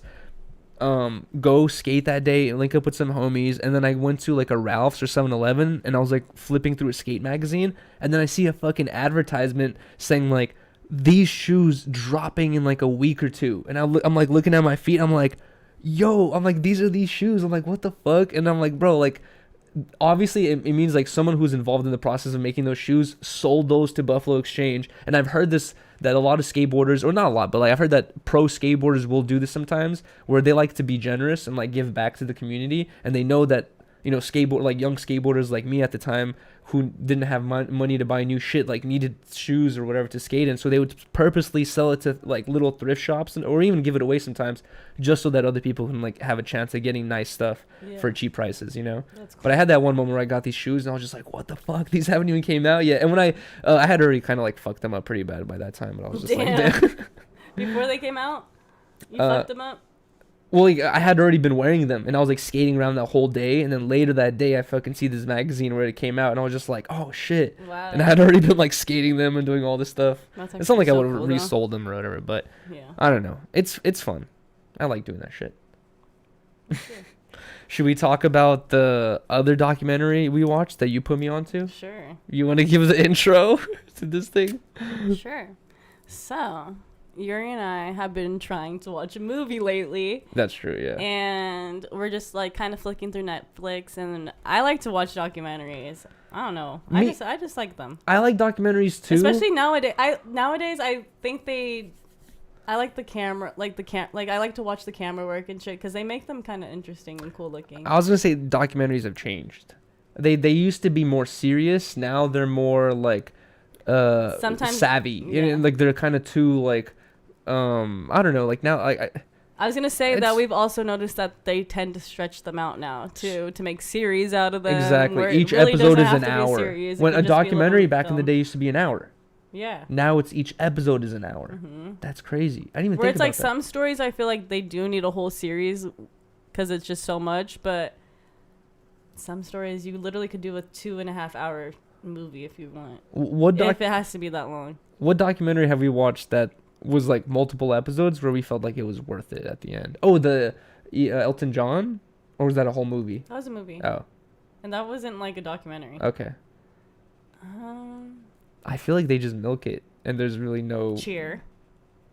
Okay, yeah, Cheer was a good one. Like you have Even to, I liked it. It had yeah. to be a documentary because it's like leading up to the competition. Mm-hmm. I would be mad if it was just one thing. Okay, Cheer is interesting definitely because I think we already talked about it, but it just like follows cheerleaders and shit. But it's really interesting to see how these boys and girls, or people basically put all this fucking work into becoming a cheerleader. Like they spend hours training. Every day. They're throwing up into trash cans because they're so exhausted, and they're just like jumping right back into it and like doing more shit. And they build this skill level to basically the level of a professional, right? And then guess what? As soon as you graduate, there's nothing you could do with that. Nothing to live on for. And you can't even like go in your background. Not to live on for. To work for, I guess. Yeah. And you can't even like go in your backyard and be like, I'm gonna do that one routine real quick, because you're gonna have to call all 12 of your homies and be like, hey, you guys down to do that one routine we've been doing in high school? It's like you become a coach, or it's over. It's just over. But even when that's what sucked about I would cheer too, and that's what was sad when I was over with it. It was just like there's no future. No future. And like you spent so much money on all that stuff. The uniforms are ridiculous. And then also training. Even if you become a coach, you're not really jumping around and doing anything anymore. It's like it kind of sucks. You know what I mean? Like it's like it's cool because if you look at the level of skill, like on athletically what they're doing, it's very cool. You know what I mean? It's something that I could probably actually no, they could become like with like circus. Yeah, what's it called? Gymnastic people. Oh yeah, Circus Soleil. Circus Soleil. They could become those types of people, because that's interesting to watch. I feel like most of them would want to be coaches. They wouldn't want to join circus. They would want to be their own a coach for their own team. I wonder how many people in Circus LA were once a cheerleader. Probably a lot. I'm guessing. I don't know. It feels like it would be an easy thing Probably to fall a lot, into. actually, yeah. Right? Right. You're jumping around. It's the same shit. You're just jumping around or whatever. Have you ever been to a circus? No. Me neither. I get sad. I don't want to go to the circus. I do Circus Soleil. I do want to go to the circus. I'm sad because my elephants. my fucking mom and my dad told me like there was so many circuses in Russia back in the day. They were like, it was like a thing. Like they would come to town and you'd watch the circus. And I'm like, bro, I've never heard of a circus coming to LA. I don't know. Has there been a circus? I think there has. There was a circus that came to the Bay, and I Really? just didn't want to do it. I want to go to like I don't want to go to a fucking like a high production circus like that makes trillions of dollars a year. Soleil. I want to go to like a fucking some dudes who are wheeling around a cabin and they're just like pop up a tent and they're like And doing they're just beating an elephant. yeah, they're just beating an elephant That's doing back. fucked I want up. to go to one of those just to see it like it's raw. You know what I mean? It's like remember Bugs Life? They were No, this ain't no Bugs Life. This is real shit. but Bugs Life was a fucking This is real There was a animal circus. abuse. Okay, anyway, I don't support animal abuse either. But anyways, the documentary. Oh yes. I can't believe we didn't even get into the documentary. I know, we haven't said anything about it. So I kind of just threw it on because I thought I had knew this story, but I actually think the story I was thinking of is a different vegan restaurant story. Okay. But anyways, it was this documentary about this owner of this vegan restaurant that was popping in New York. And right? the documentary is called Bad Vegan. Called Bad Vegan. That's It's why on we clicked on Netflix. it. And honestly, with the name Bad Vegan, I was just like, What is seems it a gonna little, be it seems a little clickbaity. Yeah. You know, like people hate vegans or whatever, right? And I was like, it seems like too clickbaity right now. I didn't think it was gonna be too good. Anyway, this lady named what was her name? Sharma. Sharma. Yeah, kind of like shawarma. She owns this really popular vegan restaurant in New York City, and it was like kind of the first of its kind or whatever. Yeah, this was like in the early 2000s, Yeah. right? Mm-hmm. When this was like whole Before taking it got place. all popular. Mm-hmm. And she gets with this guy named Shane. Mm-hmm. And he promises her like the greatest life ever. Are you gonna go to the bathroom? Oh, no, I'm gonna grab joint papers. Okay. Just keep going. I'm listening. He promises pretty much the greatest life ever. She has this dog that she's like obsessed with named Leon. And he also says that he is going to make Leon live forever. And I don't know why or how she believes this thing, but she feeds into his lie and falls like completely in love with him. And he tells her like he works this really weird job that what does he do? He works for like the government. Yeah, he's like a secret agent. He's a secret agent in the government, and he's always like traveling and doing this shit. And on top of that, he also asks her to wire him a bunch of money at random times. And Pretty much. Wait, just to give a little bit more info, Yeah, like give a little more info. when they And add your little spiel. when they first they start in this documentary, first they start talking about Sharma and how she's like this like new successful woman business owner in New York who owns this like first pop-in vegan restaurant or whatever, right? And anyways, she's talking about how she's all sad and lonely, doesn't have a man, and she freaking gets with this dude Anthony that Riley was just talking about. Shane to her. Oh yeah, she first says his name's Shane, and anyways, they fucking link up. She says that he was fatter than she was expecting, but she was like saying fuck it, so she still fucked with him. But yeah, immediately right off the bat, it starts getting weird because she's like, oh, he was sending me text, and they were showing the text, and the text was saying like, I've been waiting for a girl like you for 1,000 years. I'm in love with you more than I've been in love with anyone in my whole life. You're the girl of my love bombing. The shit that it wasn't even love bombing. It was. I guess it's love bombing, but if I swear, if I was talking to some girl and she was telling me I've been waiting for someone like you for 1,000 years, it's called love bombing. I wouldn't feel like, oh my god, she loves me. I would think like, she's crazy. Yeah. I'd be like, bro. Because you actually have that. You're actually clear in your mind, but to a lot of people, like a lot of who want girls, love and like are lonely, that want love, they're gonna like. And they get someone saying it. you're the best. I love you so much. And they haven't had that in a long time. Okay. Of course. I see. So that's what he goes for. Okay, I see what you're saying. That's where I was getting a little bit frustrated. I was like, not frustrated, but confused. You know what I mean? Like, I'm like, here's this woman. She's not bad looking. You know what I mean? She's successful. She's not only successful, but she's famous because she was in all these magazine articles and all this stuff. And I'm like, why is she going on a random dating website to find love when she's probably having interactions with like successful handsome fucking dudes all the fucking time? You know what I mean? And she chooses this one weird dude from the internet who's being hella mysterious and shit. But anyways, yeah, the messages go from like, I've loved you so much, to all these like, I've loved you for 1,000 years shit, to I promise we're both gonna live. Oh, I promise all three of us are gonna live forever. You, me, and the dog. Yeah, you, me, and Leon. Yeah, you, me, and Leon. I'll take care of everything. And not only that, but we're gonna have more fortune and wealth than you'll know what to do with. Like, yeah, the dream he was selling was like just so unrealistic that I feel like she's a successful business owner. How is she not smart enough to like hear the fact that he's being he's bullshitting, manipulative. But also, you know what I was thinking just right now, actually I just realized, what if those text messages, they're like joking around with one another, you know what I mean? And he's always been promising her that like he's gonna do something for her or whatever, but I think like, what if that was just how they joked around? He'd be like, oh, I'll do anything for you, baby, blah blah. Like, to me it seemed like he really, because she seemed like she was on that spiritual path. Like, she was super in. Oh, yeah, and she was spiritual as fuck. So, like, he was convincing her, like, they've known each other from a past life. Oh, yes, like, he was saying that, too. We're meant to be with each other. Like, all these, like, random, like, kind of spiritual things. And they have, like, video recordings. He was actually recording these videos of him talking to her. Like, I don't know why he would ever record himself talking to her, because he was talking to her all crazy. And there's actually like evidence and video proof of like the way he was speaking to her, and it was really, really strange. It was really fucking weird. But okay, I don't want to make the whole podcast about this whole thing, but just to, we haven't even started talking about it. We're barely even talking about it. Just to jump forward a little bit, basically, this is one of those stories where with the Craigslist, the Tinder, or the Tinder swindler. The Tinder. This is like one of the. We haven't watched that yet. Yeah, we haven't watched that, but this is like everyone we tell about this documentary. They're like, oh, it's like the Tinder swindler. So it's like one of those things.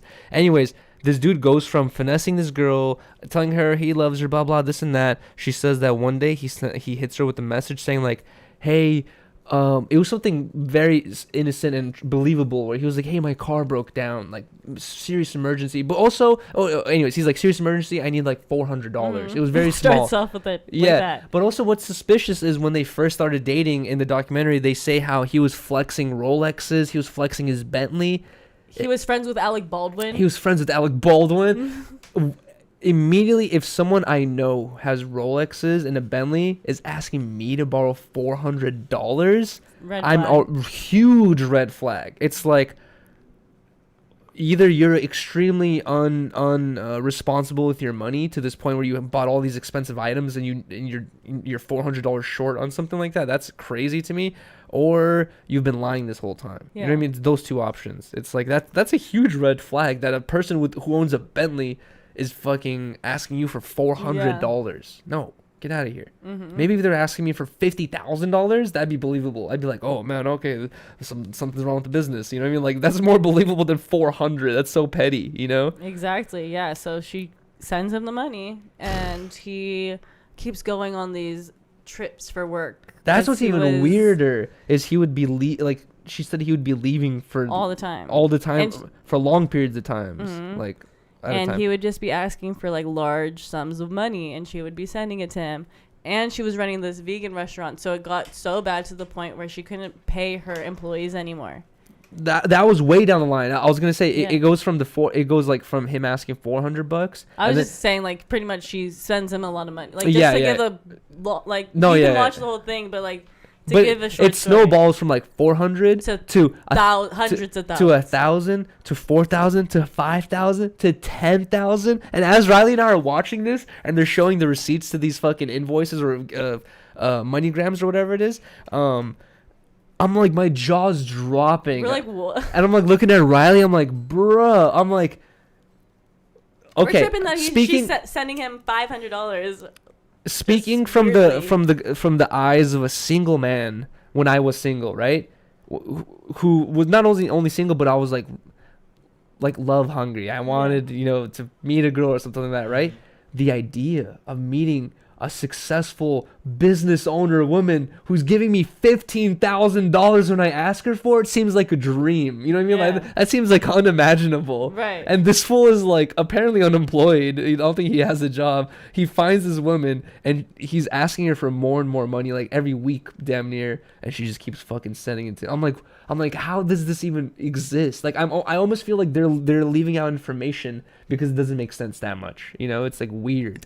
Well, I was also going to say that during the whole documentary, she seems kind of sketch. Yes, that's definitely true. She's definitely leaving out a lot of stuff.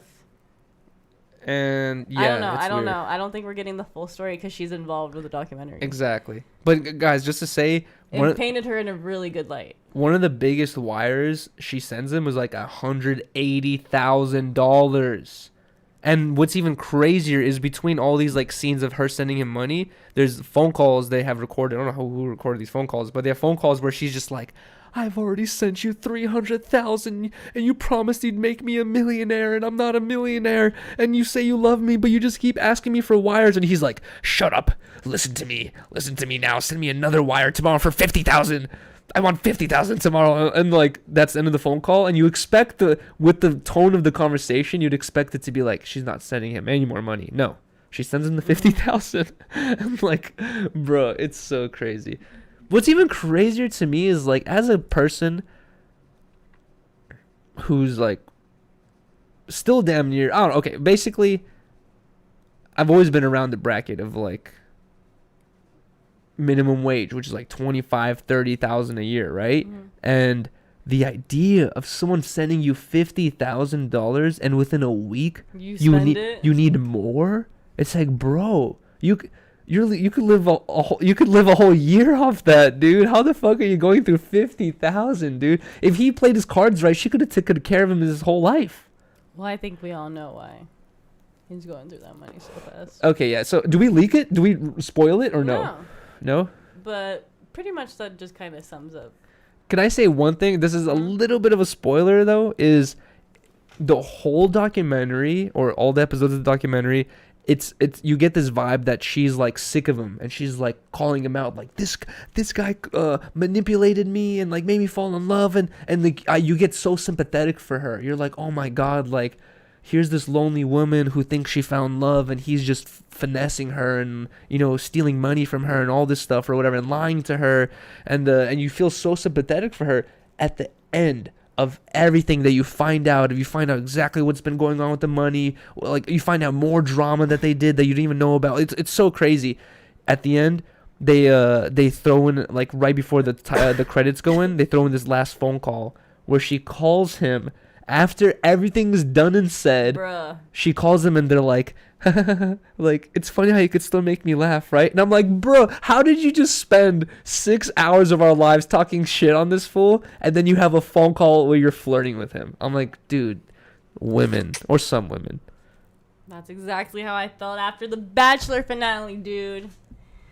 The girl he wanted to be with decided to boss up and leave on him because she was the last one standing, and she said, "Nah, this is not gonna work for me."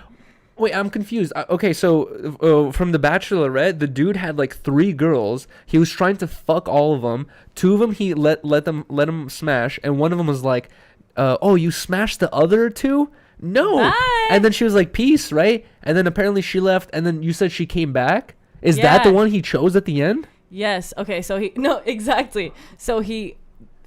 So the last 3, they have the fantasy suites, right? So you get to go to the fantasy suite with them, which is an overnight date.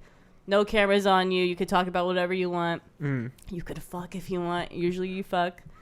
And so he smashes the 2 girls before her, and he saves her for the last one because this is the one he loved the most. And she In at that dinner, way or something. yeah, in that way, whatever way he's fucking saying, because fuck you, douchebag. What was his name?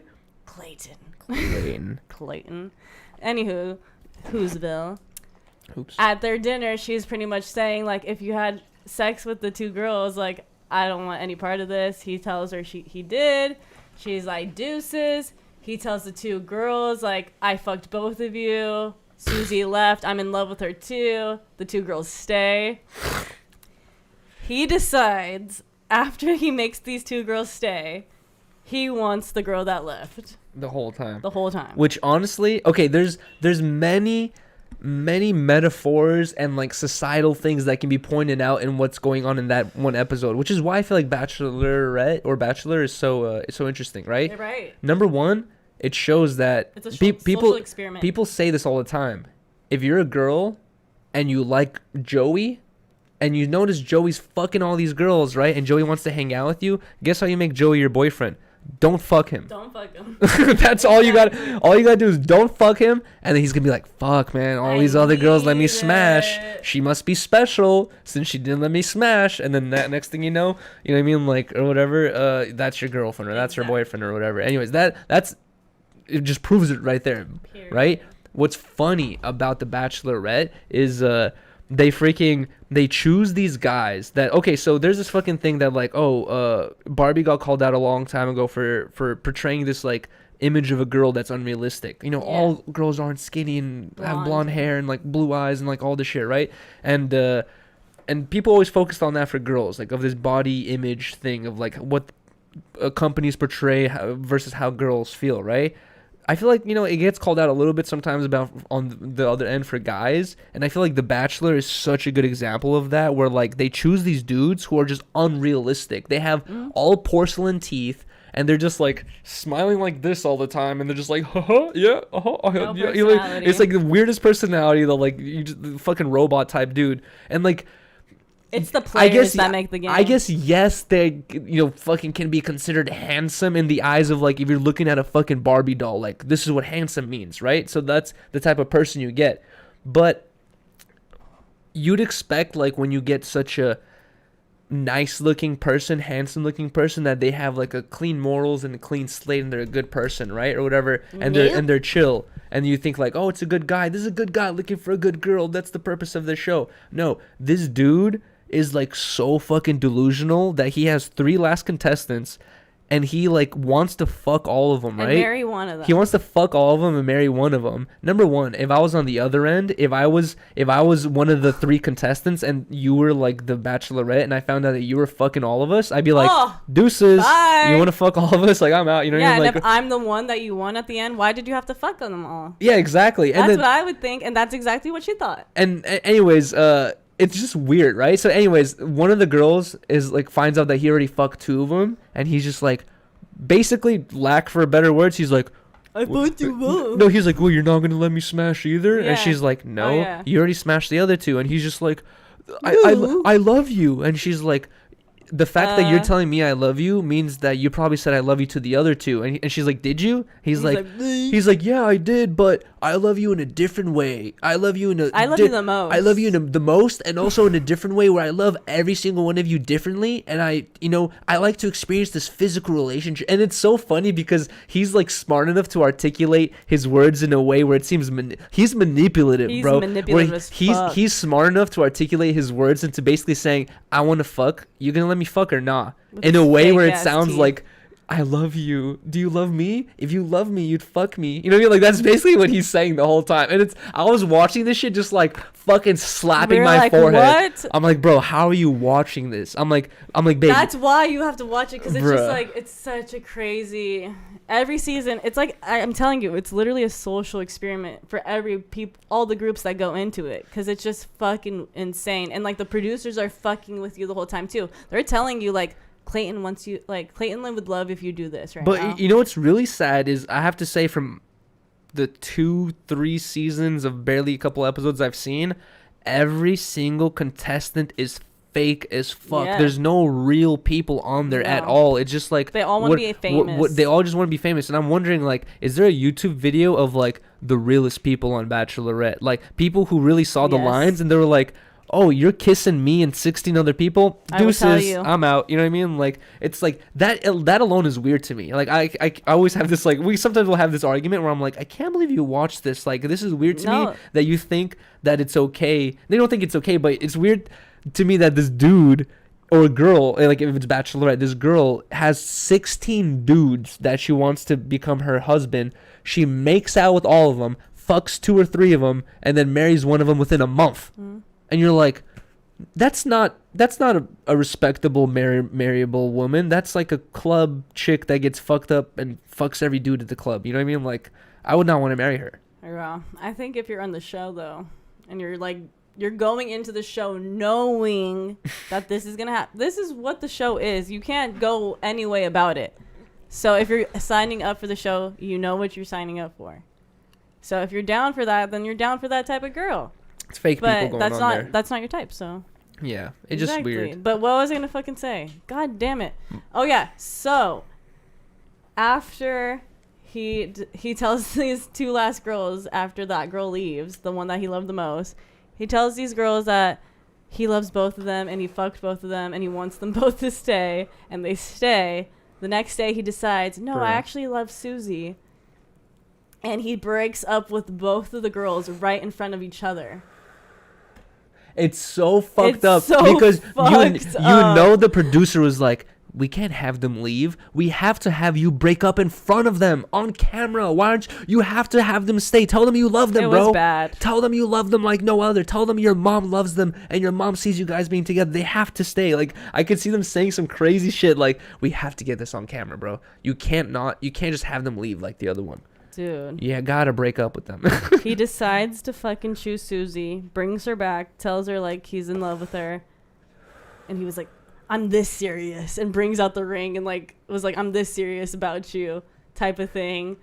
She's like, nah, I'm good, like I don't want to be with you. I made a post on Instagram, was like, yes, you bad bitch, like you left this fool. They do the after show and they're like, Clayton is with somebody, but who is it? And they're like kind of doing like this like clickbaity teasing thing. it. Yeah, teasing it the whole night. The person who comes out is Susie. Bro. She ends up going back with him. She is known as the dumbest person on earth. And I deleted the post. I was just so mad. Bro. It's like, you're making women look bad here. I was To just be like, honest. Dude, He's you also so make- strong. He's making men look bad too.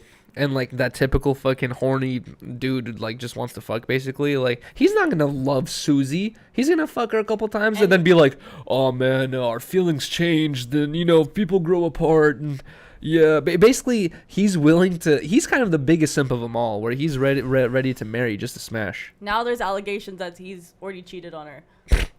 So I'm not surprised. Bro. There you go. And also, can I say, I hate to, be body shaming here, but his fucking teeth, like, it's this, like, robotic ass. Like he went to some fucking dentist doctor and it was like, give me a straight ass fucking smile, doc, as straight as it can be. And like the whole time he's just like, haha, haha. Like it's just so fucking weird, bro. Every time I watch it, I'm like, bro, how do any of these women think he's attractive? He damn near looks like he's so smashed corny, his bro. mouth on the cement and like dragged it, like fucking went left and right, and then like he just had like a weird ass, bro. When I was posting about it, like the last couple episodes, my old coworker from the salon was like, I couldn't get into the season because of his damn overbite. And I was like, oh my God, my boyfriend was talking shit about his smile. It's not the overbite. It's his fake ass teeth. It's like, because he does like this. He desperately tries to show his teeth off. It's like he doesn't have to smile like that, buddy. It's like, but guess what? You could smile a little bit more gently where you don't show all your fucking 32 teeth off. Don't be so damn aggressive. But anyways, enough Bachelor talk. Yeah, no more of this. Sorry. No, I'm kidding. Okay, so I feel like this let's see. What do we have right here? All right. All these other topics are just very random. We're gonna have to really give our deepest opinions on these. These are opinion pieces. Wait, I say quick topic? No. I'm kidding. Shout out to Spliffmo TV. Oh, they yes. just did their 24-hour stream. Yes. And we pulled up, and it was so much fun. And honestly, it's like I've noticed this ever since. I'm so glad it wasn't me. I was gonna say I'm so glad it wasn't me. I feel like that too, but I've noticed this ever since I was a kid, and that term "misery loves company" is real. It's like if I was a kid and I was doing bad, I was so happy to hear my homie was like, I got all F's too. I'm like, fuck yeah, we're fucking up. You know what I mean? Like we're fucking up together. It's like it feels misery does love company. It's like you like to know that other people are fucking up with you. And not to say we're fucking up, but like I'm glad to see that Spliffmo TV went through the fucking the pain of the TTS sleeping. I'm like, yes. It made me feel better. You know what I mean? Like that's that misery loves company shit. I'm like, you know how it feels like to do this shit. It's fucking rough. But to be honest, I feel like Toke was like lit enough where he fucking was out. Because I have to say, I donated like fucking $20 in like $1.99 donations. It's like 10 of them of just like many variations of annoying shit, and he did not even fucking move. And I was just like, bruh, what do I gotta say to get this dude to fucking wake up, dude? I was like, god damn it. He probably made a bunch of money because other people were doing the same thing. But yeah, I don't know. The stream was super lit. I have to say that Riley and I pulled up for the beginning of it, which we originally thought we were going to be there for like, you know, the middle and end of it as well. But we pulled up for the beginning. It was super, super fun. We stayed till like 4 a.m. Bro. Riley and I had work the next day, and I was telling myself when we were heading there, I was like, we're only going to stay till like midnight, 1 a.m. tops if we're having fun. We have to leave because we have work. Next thing you know, we had too much fun. Next thing you know, it's fucking 4 a.m. and we're waiting for tacos. And I'm just like, fuck the tacos. I was like, let's get the fuck out of here. We have work, dude. We have to go. And then you guys got super gay. No. Yeah. Anyways, we leave at like 4:30, bro. It was a rough ass fucking morning. But anyways, the next day is when we explained in the beginning of the podcast where my car breaks down. The next day was Saturday, so my car breaks down. We were supposed to come through for Saturday for the end of the stream, right? Today was the end of the stream, right? Oh, no, it was Saturday. It was yesterday, yeah. Yeah, so we were supposed to pull up for the end of the stream on Saturday, but my car broke down, and I was just, like, so frustrated. Honestly, we were so annoyed. I wanted to go the whole day. I just wanted a pool day. It was hot as hell. Yeah. I was like, I'm ready to go. I'm so excited. I was like, okay, if we get there late, we'll at least go in the hot tub, like, late at night, and it'll be chill. Mm-hmm. But then the fucking car broke down. Bro. We were so sad. And then we're like, fuck, we can't go to Tokes. We can't go to the beach. We can't do any shit. Can't do any things we wanted to do. And then now we have to fucking spend Sunday fixing this shit. Anyways, I called my dad on Saturday, and I told him about my whole car situation. He's like, shout out to my fucking dad, dude. Super helpful with all this stuff. He's like, I'll be there tomorrow. He's like, buy the alternator. He's like, well, I'll help you replace it. Riley and I, after this conversation, we're like chilling, smoking. I look up video, how to replace the alternator on my car. And I was just like looking at her. I was like, I'm in for a long one tomorrow. I was like, fuck, this is going to be rough. And today in the morning, I just like called my dad. I'm like, dude, I'm sorry, bro. I'm like, the past couple weekends, Riley and I have had no time to do anything for ourselves. Just to go to a restaurant, just sit down and eat or something like that. We haven't had no time. And I was like, bro, like, thank you so much, but like, I'd rather fucking spend the next week Ubering and like pay a mechanic X amount of dollars to do this just to have today so we can go do something. You know what I mean? And my dad was just like, all right, like whatever. And yeah, I just canceled on fucking fixing my car just so Riley and I could fucking hang out and do some stuff today. And that's when we went to the thrift store. We got some breakfast and shit. It was super good. Let's chill. Our bartender, What not else bartender, did you but get our. today? I don't want to talk about it. You don't? Okay. Because I don't want to ruin the surprise. Oh, yeah. We don't know who's Okay. watching. True. Okay, never mind. Even though they shouldn't be watching, but We're not you gonna never know. squeak on it. We're not going to squeak on it. Oh, yeah, the chippy water. You drank Chippy's water. Oh, that was funny. But also, I was so damn thirsty and hot at that point. You were like, I'm down. I was like, I drank Chippy's water out of a joke because I thought it was funny. I was like, I'm gonna fucking pocket check this dog for its water. But then also, I was like, bro, This dog. I was like, I'm so thirsty right now, and it's really hot in this room.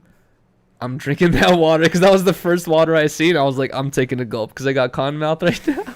Oh, Lord. I do not give a fuck. You know what has me a little bit worried though is I drank Chippy's water. A couple days prior, I did the fucking shoey out of this fucking potato shoe right here. And house phone told me that he wore these barefooted, and he said his feet are crazy. And then also, when the White Claw was poured in here, I was like looking at the liquid poured in there, and dude, when I did it out of my shoe the first time, I saw this cat hair, right? I was like, fuck it, whatever, not that big of a deal. It is kind of a big deal, but whatever, not that big of a deal. I was looking at this shoe, and I saw all the water floating in there, and there was like these like specks, like these like weird specks. I don't know what they were, like these like strange little like different shaped specks. And then at the bottom of if I take this foam out, at the bottom I see this like yellow stain, and I see the water just swooshing all over this yellow stain, like moving it. And I'm like, what the fuck is this? And just Google, and I just start fucking drinking that shit. You're gonna have dude. some fucking bacteria. That's what I was gonna say. You're gonna have your own kombucha in your stomach. Some dude DM'd me, and he's like, bro, he's like, I think you think it's all fun and games, but he's like, bro, he's like, you can catch a serious infection doing shit like that. And I'm like, fuck, bro. I just drank Chippy's water and drank out of this fucking ringworm. foot. I'm gonna get ringworm inside of my esophagus or something like that. No. Bro. And Chippy water. You know what's a big fear of mine? This is something I heard. This is something I heard as a kid, and for some reason it's like traumatized me. You've heard of tapeworm, right? Have you heard of like how some people have gotten it out? Squeezing it out of their skin?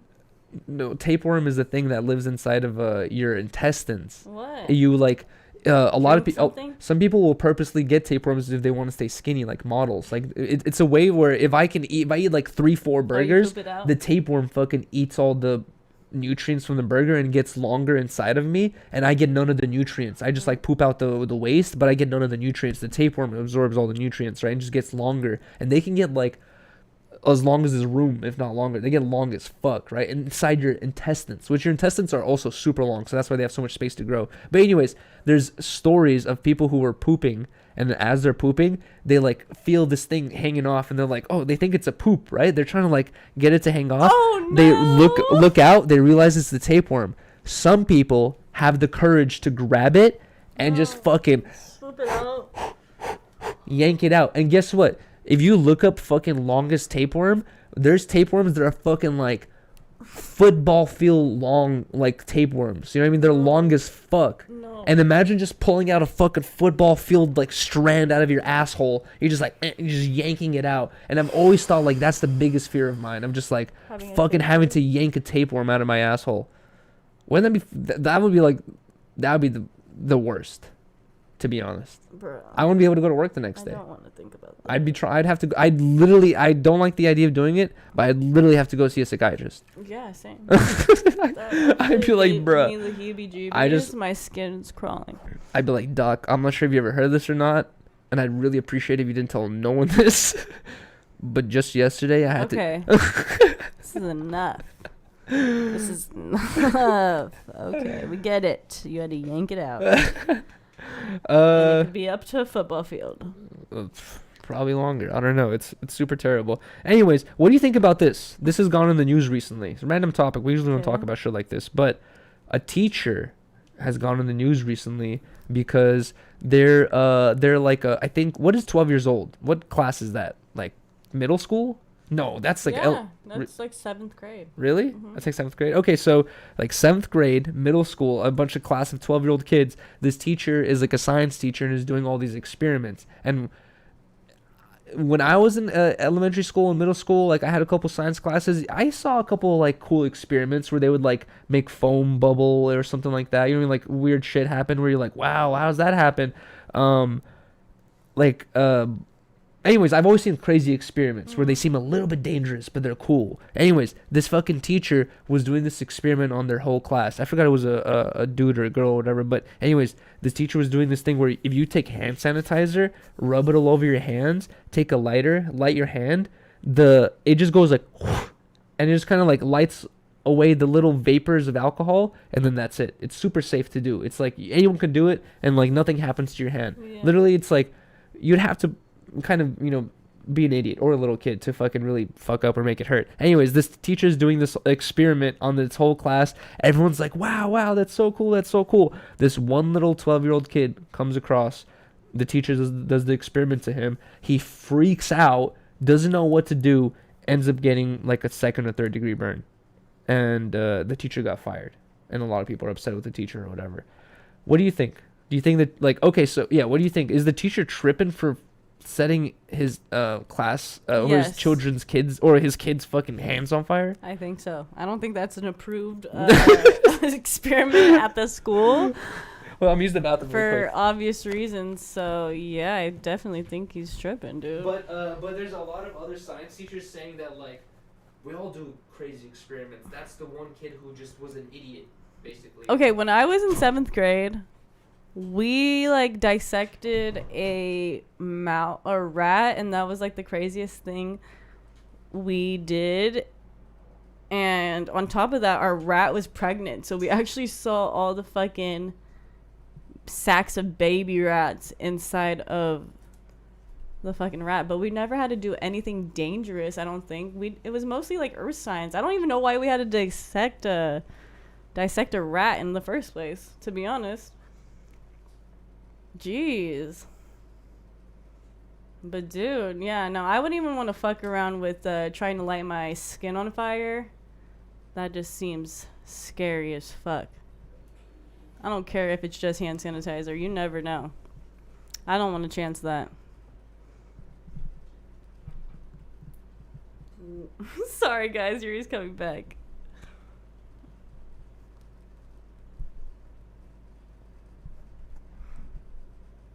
One segundo. What were you saying? I was saying that I never had like a fucking crazy experiment in 7th grade. The craziest thing I had to do was dissect the frog. Dissect the rat? And the rat was pregnant. And so I saw all the baby rat sacks. I remember you told me this. It was like sacks, like a big ass sack, like a 5. And you like see it. Like 5? You see the fetus like that. It was so weird. That's fucked up. But I did wash my hands. People are tripping that I just touched your eye, and I did wash my hands right now. You heard me. I hope so. I did. Look, they're still wet a little bit right here. Okay. Anyways, the other topic we have. So would you do it? Would you do the experiment? So you would. I have to say that I wouldn't want to. When I found out about this news story through Phil DeFranco, right? Phil DeFranco told us, made a video Speak your piece, about this shit, right? And Phil DeFranco made this comparison where he's just like, this is crazy. He's like it says that 99 out of 100 kids are fine. He's like, why would you risk one kid getting burned? And yes, I do agree with that sentiment of like, we don't want any kids getting burned. But he was using this example of like, he's like, if I found out that I went to a restaurant and there's a 1 out of 100 chance that I get extremely sick, he's like, I would never go to that restaurant. Bro, everything in life has like a little chance of something fucking going wrong. You know what I mean? Like I could, I put a fucking lemon in this drink. This lemon could fucking have like, I don't know, some weird fucking like a fungus on it that's gonna make my stomach sick or something. Like, bro, there's always a risk to every little thing. And I feel like I feel like, what the fuck was the teacher trying to teach the kids? You know what I mean? Like, everything you teach kids, or like every experiment you do in a classroom, there has to be something that the kids take away from it. Like, oh, now I know that water freezes. You know, now I know that if you put a pencil inside a cup of water and put it in the freezer, the pencil's stuck in there from now on. Like you just like learn these stupid little things that are just common sense to an adult, but you just realize them as a fucking little kid, right?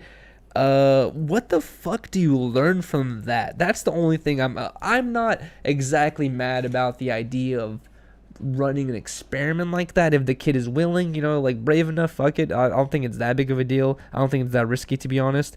But what the fuck are you taking away from that? You know what I mean? Like, I feel like at the end of the day, you're gonna have at least, bro, if my teacher showed us that. Actually, you know what? Now I'm kind of falling more on the line that I don't agree with the teacher, because if my teacher showed me that in like 2nd or 3rd grade, I would fucking immediately link up with one of my homies on Saturday or Sunday and fucking buy some hand sanitizer and like set our hands on fire. And then honestly, I could see myself making the mistake as a kid of like, I was just saying that like, at first I was kind of thinking that the teacher's not really too in the wrong, right? But then now I'm thinking that if I was in 2nd or 3rd grade and my fucking teacher was like, hey guys, if you put hand sanitizer in your hand, you can make a cool little flame that goes away and it doesn't hurt at all, right? I could see myself like trying to redo this experiment, looking around my house, only seeing rubbing alcohol and being like, that's the same, right? And then fucking just like literally setting myself on fire. It's like, that's what I was wondering, like, what the fuck do you learn from that? I don't think there's really like any lesson to be learned other than this is a cool thing to do, which is a dangerous thing to teach kids. Yeah, it was stupid. And definitely not approved. You know what? All right, now I've completely flipped. I've convinced myself the teacher's in the wrong. Yeah, I would see that and I'd be scared. He's tripping. I'd be like, what? No. Bro, speaking of fucking teachers doing crazy shit, I tried to do a little bit of research on it, but I couldn't really get the full story on why the teacher did this. But did you see that teacher in Florida that got expelled, or the teacher got fired for the whole school was doing their SATs, and the teacher was like, I forgot what he was saying. He was complaining about the principal, and he was like, I think he was saying like, oh, everyone's stressed out right now. He's like, let me blast some music. Let me relax everyone. And then he literally took out a speaker and started blasting hip hop. You know, SATs, everyone's quiet as fuck. Like you can hear a fucking pencil drop type shit, and every class is doing tests at the same time. So the whole school is quiet. He starts blasting hip hop out of his classroom, and then and he's recording himself on his iPhone, and as he's like setting up his speaker to play the music, his kids are like, hey, Mr. Steve, like, do you smoke weed? He's like, yeah, I smoke weed, or whatever. And then he's like, yeah, I smoke weed here and there. And the kids are like asking him like, oh, should we smoke weed? And then he's like, nah. He's like, you shouldn't smoke weed till you turn 35. He's like, I'm 35. He's like, I just started smoking at the age of 35. He's like, but he's like, I do smoke weed, but he's like, you guys shouldn't smoke until you're 35 or whatever. So that's, you know, he's being smart. He's not being extremely reckless, but I don't know why he started blasting music and basically admitting that he smokes weed to his fucking class.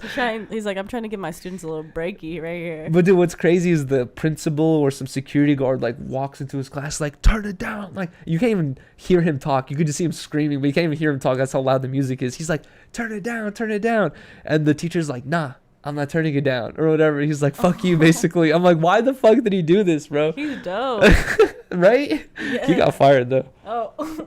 Sorry. You would expect it. Yeah. I don't know. But I'm just wondering why the fuck. I think from the little research I did, I think his excuse or his reasoning behind it was, he wanted to relieve stress. He was upset that oh wait, no.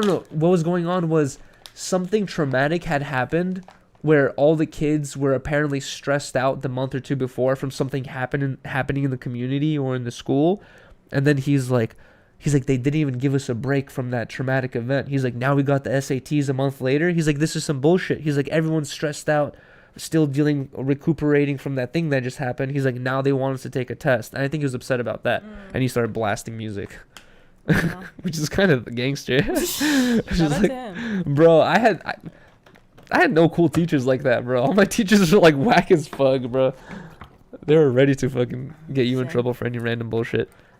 For real. I don't know. Anyways, if there's any teachers out there, don't set your kids' hands on fire, I guess is the lesson to take away from this little topic. What do you think about this?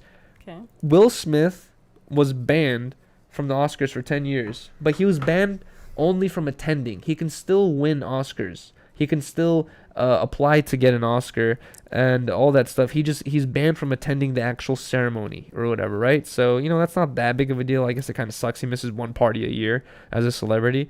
But immediately after this news comes out that Will Smith is banned for 10 years from the Oscar for defending his wife's honor, this fucking clip recirculates from a while ago of Jada Smith doing an interview, and she says, I never really even wanted to marry Will Smith. And I think you could tell by the hurt in his face. Bruh, everyone's like saying like, yo, you just fucking like, you're getting... Is this recent? I'm not sure how recent that interview is, but everyone right now is saying like, yo, you're getting like not financially canceled, but publicly canceled. A lot of comedians don't fuck with you no more. A lot of people are mad at you for slapping a comedian for telling a joke, and like people think you're a simp for not being able to fucking take a joke about your wife type shit or whatever, right? And people are saying like the excuse was always like, I'm defending my wife's honor. That's my wife. Don't talk about my wife like that. Blah blah blah. And then a clip circulates of his wife saying, I didn't really want to marry this fool. We watched... Okay, so I have to say that if you watch that clip right there, it's very out of context. Mm-hmm. They're like... Will Smith is sitting right next to her as she says it. They're having like four people having... Jaden Smith is sitting there. No, I think it's Willow. Oh, sorry. Willow Smith is sitting there. They look the same. Right? They both had short hair. I swear Jaden was sitting there because he had there was a short hair person. She's on the Red Table Talk. She's on. That was a Red Table Talk? Yeah. Okay, whatever. Anyways, I thought it was Jaden. What the fuck was I gonna say? I didn't know.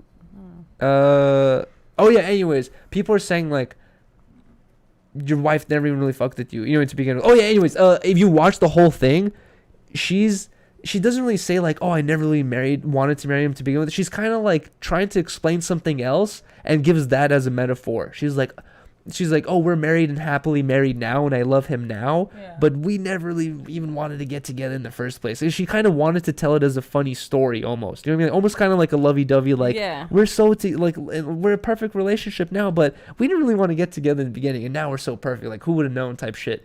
But now it's being used as like, yo, you just got kicked out of the Oscars for 10 years for this woman that don't really fuck with you. But I feel like they already have this, like, understanding with each other. Like, he wouldn't have been there. What do you mean? Talking about that. Like, they already, like, I'm sure they already talked about that. Like, he already knew, like, she didn't want to get married. Yeah, but why did they say they had to get married to begin with?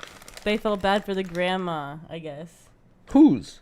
Jada's. Oh, because she wanted her to get married? Yeah, she wanted her to get married. Oh, wow. Interesting. That's what they were saying, but... Damn, I wonder if she's pissed. I wonder if Will's pissed at that grandma now.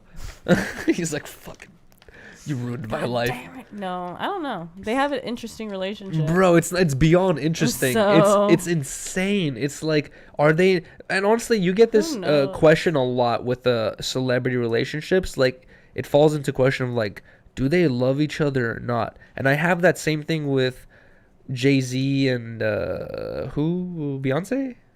Yeah. I have the same thing with Jay-Z and Beyonce where everyone's like always like using them as a reference for the best couple. Mm-hmm. But maybe it's because I'm not a big Jay-Z or Beyonce fan, so I don't get recommended these things, but I've never really seen too many pictures of them holding hands or kissing or being lovey-dovey. They're not. They're pretty private. Right? And I'm wondering like, do they really love each other? Like, are they really like, you know what I mean? Like an actual couple, like we all expect a couple to be, or a married couple to be, you know?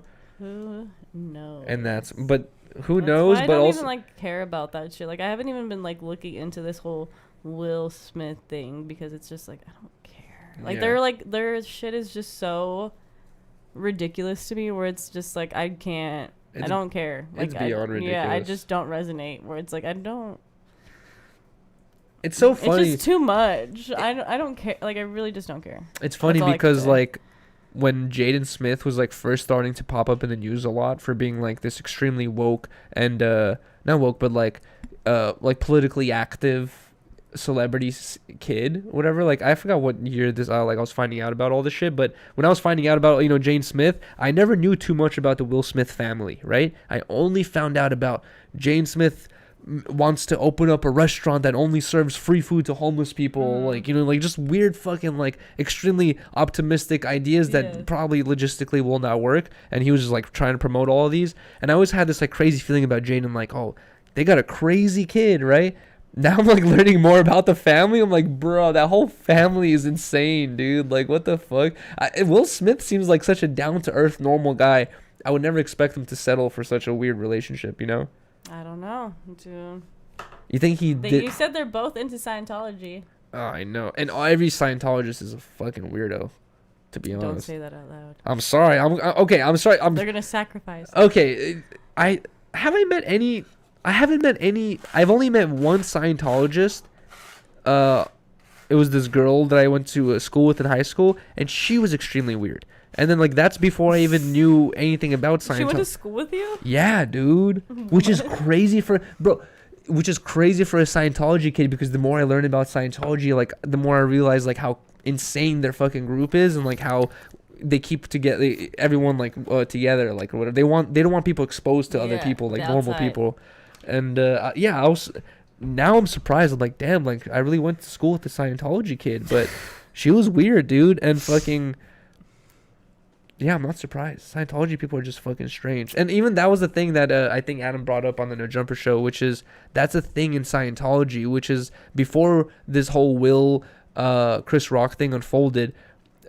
It was you could look it up, where in Scientology, to correct one another, in Scientology it's a ranking system. It's who's above one another. If someone's above you, you cannot question them, disrespect them, make jokes about them in any way. It's like a dictatorship, and it's like it goes in rankings. And if like you're above rank for me and I like do something funny to you, you come up to me and you slap me in front of all my friends and coworkers, just to make the fucking image of like, I'm more powerful than you, listen to me type shit, right? And like as soon as people saw that slap, and it was a backhanded slap, which is very indicative of the Scientology thing. That's the fuck they do. They go, bah, it's a fucking like disrespectful, I'm better than you type shit. And it's crazy to see Will fucking do it on a stage like that. You know what I mean? He's like at the Oscars. But that's how bro, the Oscars is in cahoots with this Scientology. It's like the fucking LAPD is in cahoots with Scientology. It's like Scientology is so freaking powerful. It's ridiculous. Right. So I feel like that might be the reason why. That might honestly be one of the reasons why Will did not get immediately kicked out, and why he got to keep his Oscar. I feel like it's because someone higher ranking than him is in charge of production, or in charge of the Grammys, or the Grammys, right? Or Oscars, in charge of the Oscars in some sort of way. And they were like, nah, Will's in the right here. He'll let that fool know. You know? Jeez Louise. But I don't know. That's me getting a little bit of conspiracy there. But that's the point of this podcast. I like doing that. I like getting high and just thinking like, what? It's kind of like, you know, getting high and just like looking at the map and being like, wow, these countries fit together. They could not, and you know, we're speculating because it's million years old or whatever. It could be wrong, but it's funny to speculate, especially when you're faded and drunk. Exactly. But I'm not drunk. Random topic. This is a video that just came out today. Actually, Riley and I just watched it before we started the podcast, about Kanye's video game, and how I had no idea this was a thing. Oh, what year did Kanye work on this video game? Because Soulja Boy is so fast to be like, I'm the first rapper with a video game system. Kanye didn't have a video game system, but Kanye was working on making a video game called Only One, which is very Kanye, because even the word Kanye means like the one or the only one or something like that, and he's working on a game called Only One. And basically Riley and I watched this video where Kanye tried to tap in with Nintendo, and he hit up Nintendo and was just like, hey man, we have this video game that's basically like we're working on it, it's like kind of done. He's like, I want you guys' help or opinion on this shit to get the shit working. 2017? Okay, when he worked on this game? Okay. Or no, maybe 2016. When did the Soldier game come out? But anyways, apparently Nintendo was in the middle of one of their video game launches, and also in the middle of some financial or serious issues where they wanted to work with Kanye, but they were just too busy and they fucking couldn't. And apparently this video game was like canceled or shelved and it never came out. But there was apparently a Kanye Nintendo collab video game on its way out in like 2016, 2017. Isn't that insane? Yeah. That's cool. Imagine how many people would have bought that video game. Yeah. If Nintendo was a part of it. Bruh. It would have gone crazy. And also, I've never heard of this. I just randomly got fucking recommended this video and we watched it together, but it's like I've never heard of the only one video game. Me Like that's either. fucking insane. Actually, it started in 2015, the creation of it, and then Soulja Boy was like 2021. For the game, for his game system, right? Yeah. Kanye was the first one. I don't know. Okay, what else do we have on this thing? Two last things I have. I feel like one of them I'm not even gonna bother bringing up. Okay. Maybe I could scan through it really quickly right now. Actually, no. I feel like it's gonna require too much explanation. It's too weird. This is me just being faded thinking of some shit. But I wanted to talk about investing in tangible versus intangible objects. Really? Really? This is gonna be quick. NFTs. No, it's not about. This is about NFTs a little bit, but I want to say this.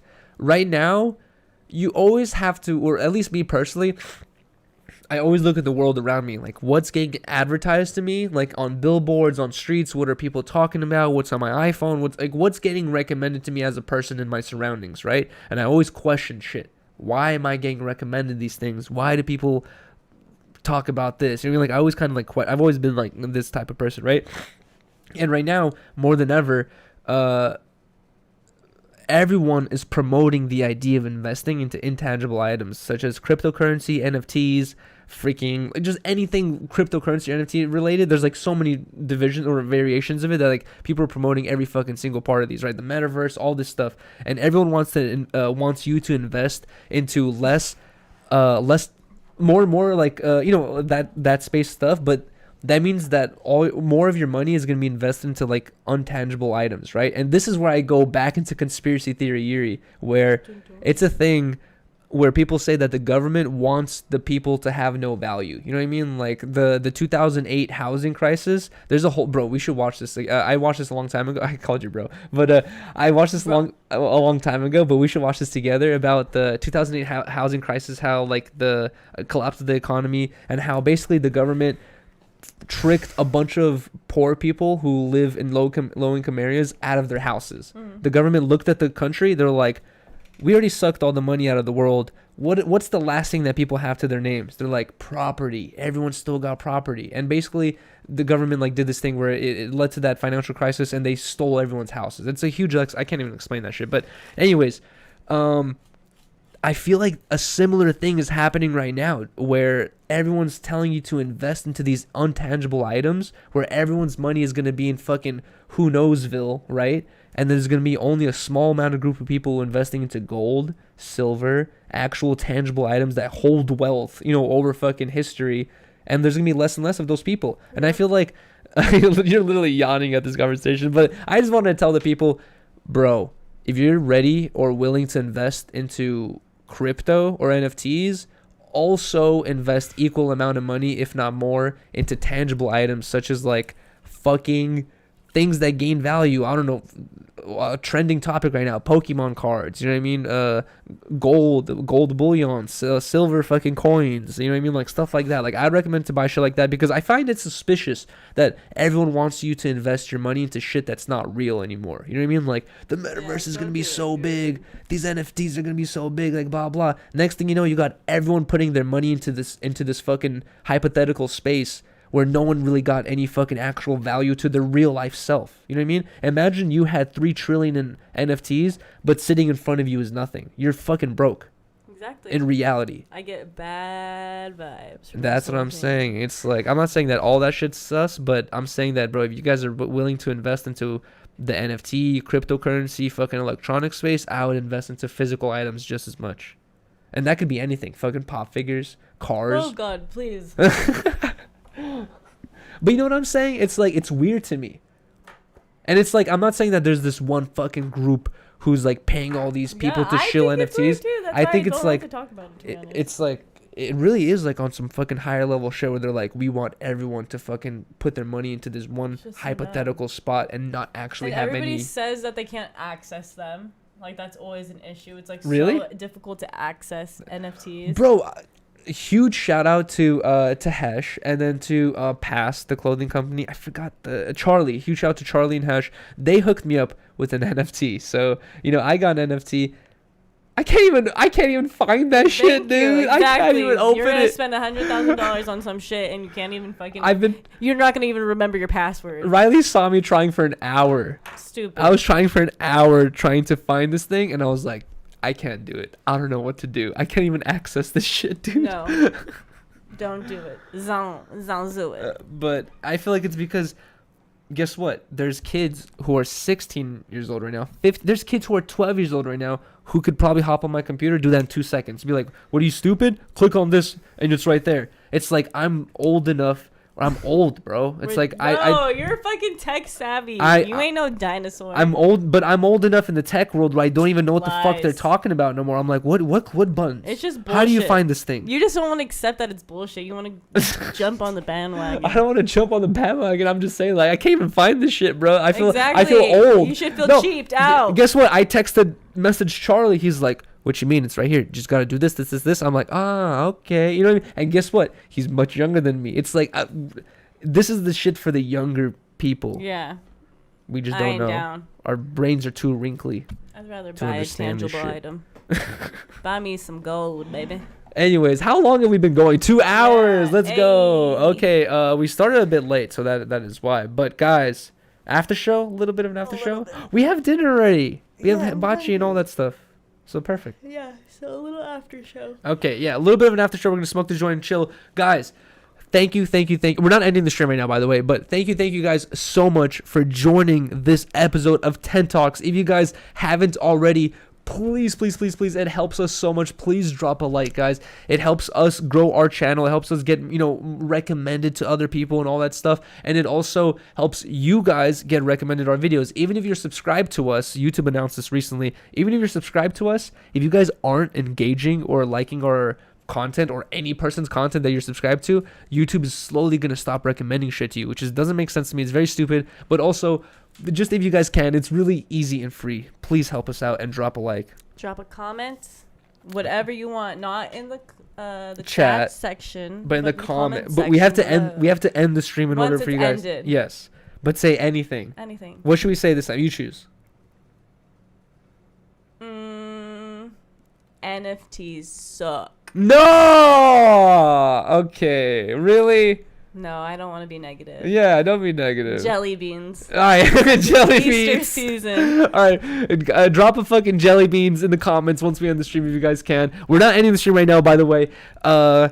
And also subscribe. If you guys aren't subscribed already, we're almost at 20,000 subscribers, bro. Yes, once we hit 20K, we're going to do something special. Yes, please. We don't know yet, but we're going to do something. I don't want to make any crazy promises. We're not making any promises yet. Please drop a subscribe if you guys haven't already yet. And then, yeah, boom. All right, we are now in the after show. We keep doing this because I used to do this thing where I would cut the after show out and I would upload it to the Patreon, which I will do, guys. Be aware that the after shows will be cut out soon and uploaded specifically only to the Patreon, but we just haven't had time. I've been saying this for a half a year already. We don't have time. Haven't had time to do this shit. But dude, you guys don't understand. Like, it's ridiculous. Now that I work with Yuri and I work at the same place, I understand his pain because it's really an all-day event. It's not just all day. It's like 24/7.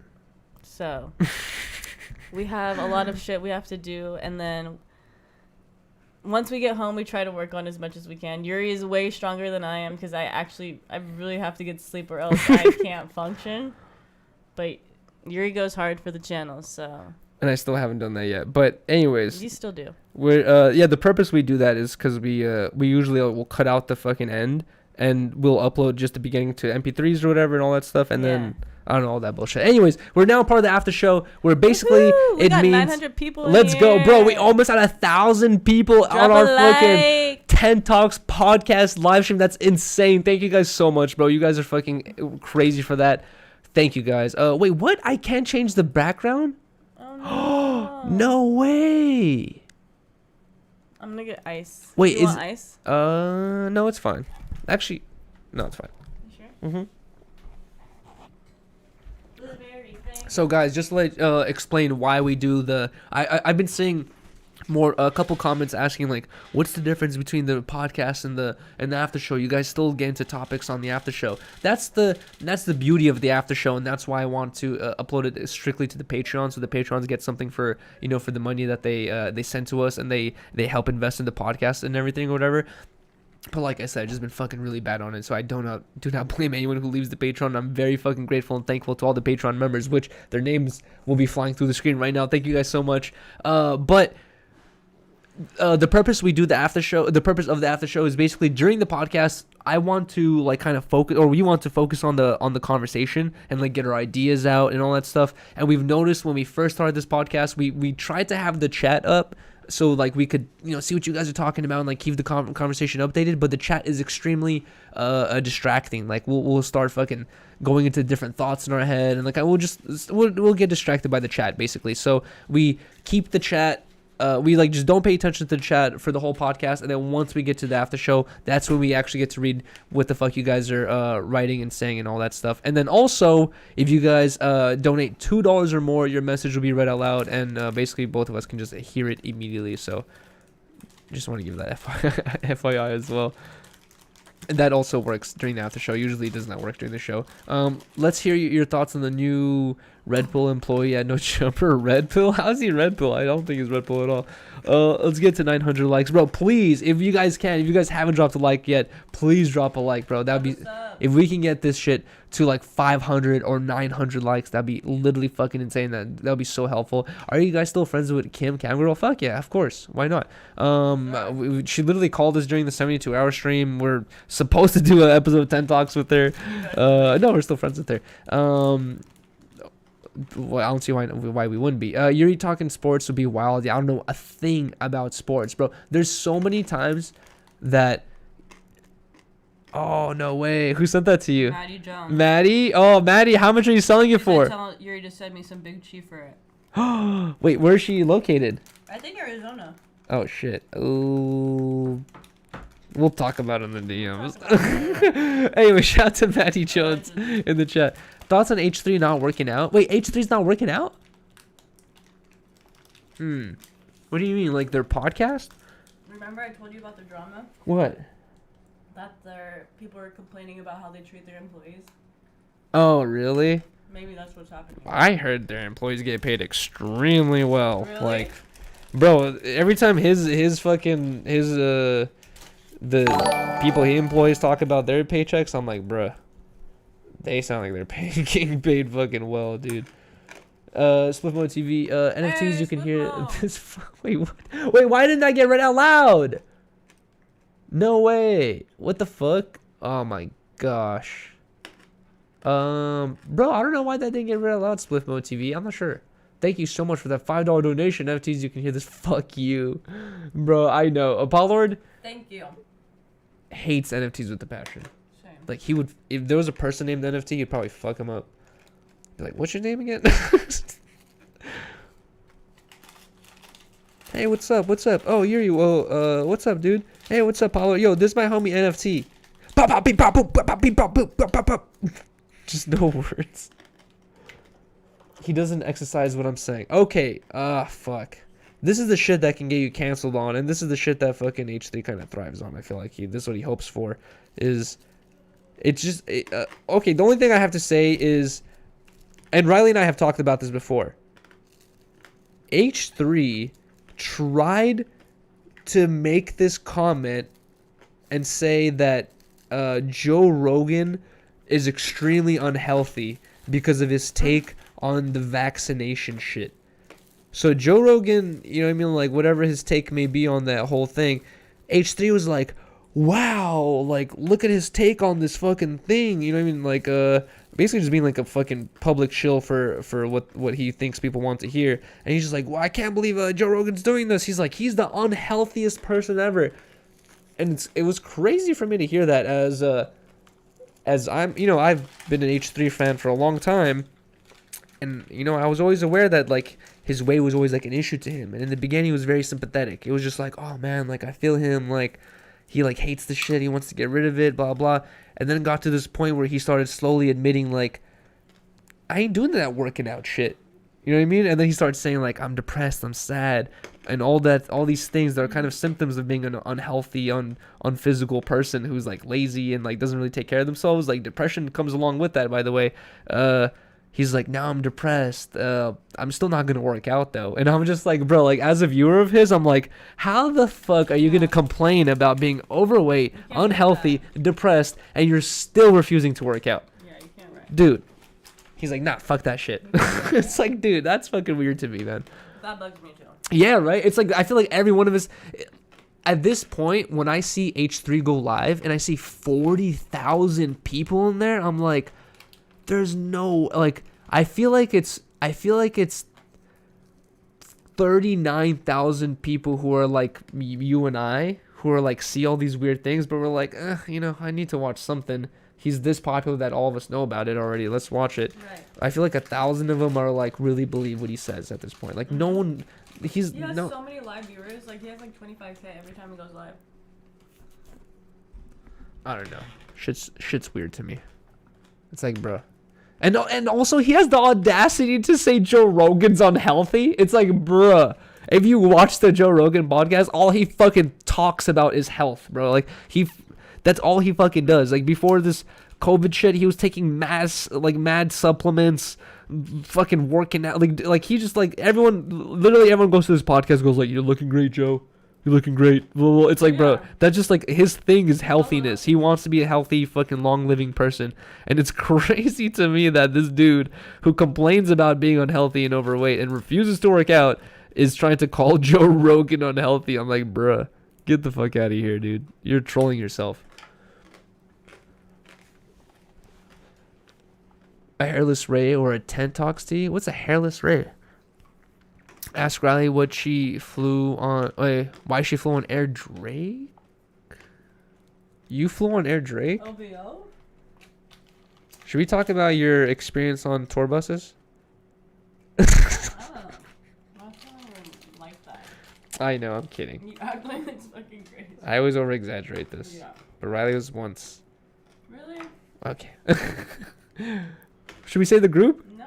The group makes it seem less suspicious. It's not really suspicious at all. Molly NFT. Wait, what? You become a scammer, take the risk. Wait, you want me to become a scammer? Fuck no. I don't even know how to do any of that. Buttery gotta be trolling. Like, who's Buttery? I don't know what you're talking about. Wait, wait, you talking about NF? Are you talking about H3? There's no way you said that. Okay, Riley was on the Young Money tour bus with T-Rel. Hey! Oh! Hey! Thank you so much, Germ310. Thank you so much for dropping this up, man. Yuri smell like Fat Joe Toro, but Sean... Wait, what? Smell like Fat Joe Toro, but bussy when he don't shower. You don't know how... Bro, shut the fuck up. You never complained about my smell. Why am I dyslexic? Why could I not read that?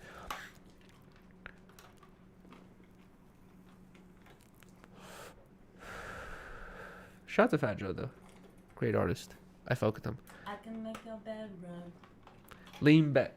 Now lean back. Now lean back. Do the rock away. Now lean back.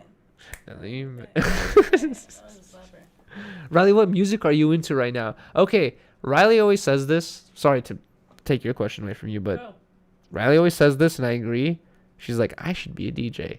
And every time we get in the car and Riley gets the aux, she usually gets an aux 8 times out of 10. But whenever Riley gets aux, I'm always just like, where the fuck are you finding out about all these songs, dude? I know a plethora of songs. But you're finding out about all the new shit. Cause I have to like say behind I work at No Jumper. But behind my back, like type shit. It's like I wouldn't ever hear you listening to these songs, and then one day we'll just be driving, and then you're just like fucking singing along to this new song, fucking from Ralphie, and I'm like, When the fuck did you play this like, 30 times already to know the other day lyrics? you told me to play Ralphie, and so I just played Ralphie's album. And Well, I'm not just talking about that specifically. I'm just saying that like sometimes you play songs. I'm like, how the fuck do you know about all this shit? In. For real, Riley should be a DJ. I'll listen to the No Jumper playlist, or sometimes I'll just like go to the gym and I'll type in a certain artist, and Spotify will have like that type of artist mix, and so it'll be like a bunch of different artists that kind of have like that similar sound. Yeah. And so I'll listen to that and it'll shuffle and it'll be like a bunch of different people. That's how I found out about Rumble, Blue Bloods. Oh, I see. Thank you so much, Sloppy Poppy, for the $2 set. Congrats on the hard work. Been supporting since 5K. Thank you so much, Sloppy Poppy. Really appreciate that, man. I love music. Since 5K. That's insane, dude. Bro, okay. Oh, wait. We forgot to bring up one last topic. So this will be our surprise topic.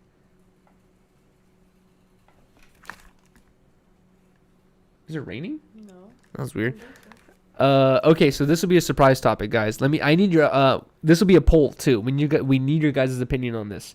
So when Riley and I made the Ten Talks tee with Blasey, shout out to Blasey for designing that shit for us. Just as a homie, dude. You guys know how expensive Blasey designs are. He fucking just did that for us as a homie. Thank you so much, Blasey, for doing that. When we did that Ten Talks tee, we said we're only going to have it up for a month because we're like, a month is a long time. That's more than enough time for everyone to buy the shirt. We did it for a month, and we got, and for that month, we were like at 200 viewers or 100 viewers, and then like we got like more viewers, and like a channel kind of grew a little bit, and then we got a lot of DMs or complaints of people saying, man, like I want this shirt too, like I didn't get a chance to buy it or whatever, blah blah, all this stuff. So we're like, you know what, we're gonna leave it up for another month. In the past month, we've like exponentially grown a bunch. Thank you guys so much for still tuning in ever since the 72-hour stream, but we've exponentially grown a bunch. And I'm getting so many DMs of people saying, I want that shirt. The website doesn't have the shirt on, blah, blah, all this stuff. And I'm like, dude, sorry, it's sold out. But Blasey keeps telling me every time I meet up with him, he's like, bro, you're fucking up by not having your website active all year. He's like, tons of people want that shirt. And like, you're being dumb by trying to make it exclusive or whatever, right? And I was thinking like, I don't want to hit a Blasey once a month with like 2 orders and be like, hey, I need 1 large and 1 medium, you know what I mean, like 1 large and 1 small, and like it just seems weird to be ordering that small of quantity. So I just thought it would be a bad idea, but Blasey keeps saying it's not a big deal, you should just keep the website open. What do you guys think? Do you guys think what is the price of the shirt? It's $40. So do you guys think that we should keep this website up indefinitely forever, or do you guys think we should keep it closed, or should we just add a new design in a couple months? The website, okay. A summer edition. Should we keep the website closed? The shirt. Okay. Yes. Keep closed.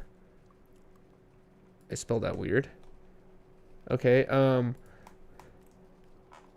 Reopen forever. And then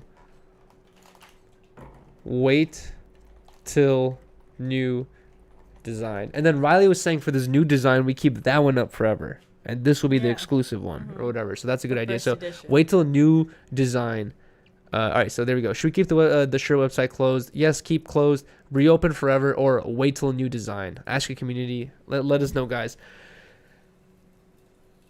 What the fuck is going on? It sounds like someone's sizzling some shit, or like it's weird. Weird that sound. Like I could hear it through the mic, which is even stranger. Sell a picture of you sleeping. You guys could just watch the 72-hour stream.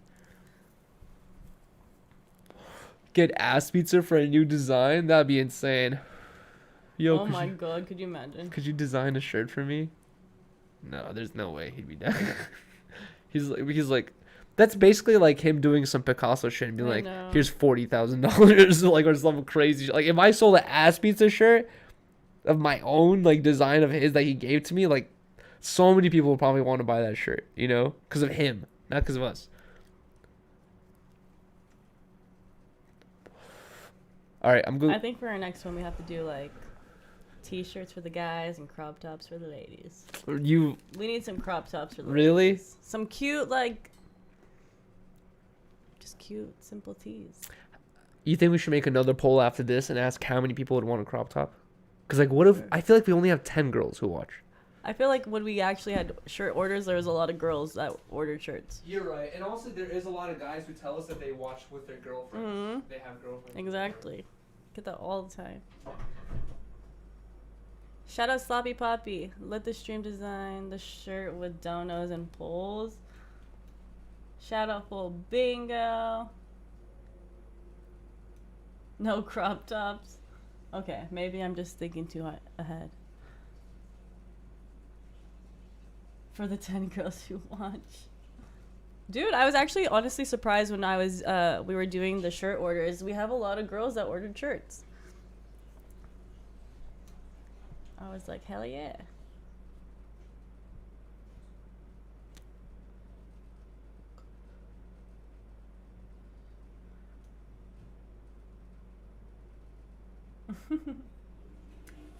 See, Giselle wants a crop. All the girls see, we have to do something cute for the girls. Even if it's just a little bit. See, Jazzy.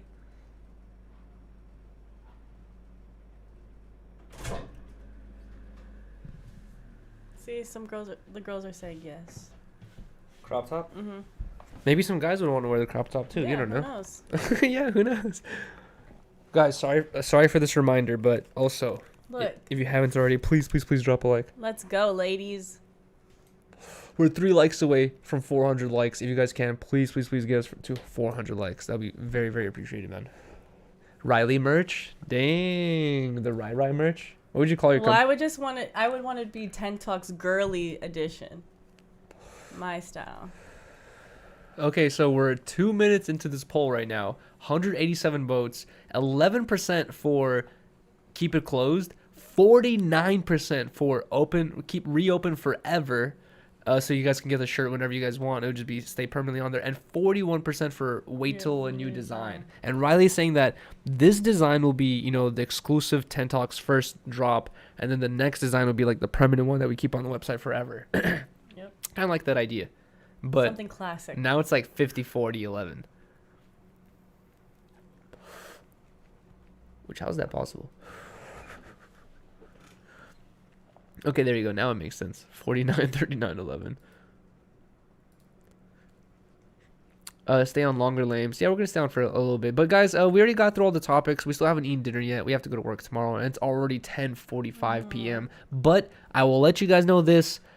I think I am reaching the end of Metroid. And I think that there might be a chance I'll do a late night Twitch stream. No promises, though, because I don't know what we're going to do for dinner. Or I know what we're going to do for dinner, but I don't know how long it's going to take. We might chill or whatever. His liver is giving out. Who, mine?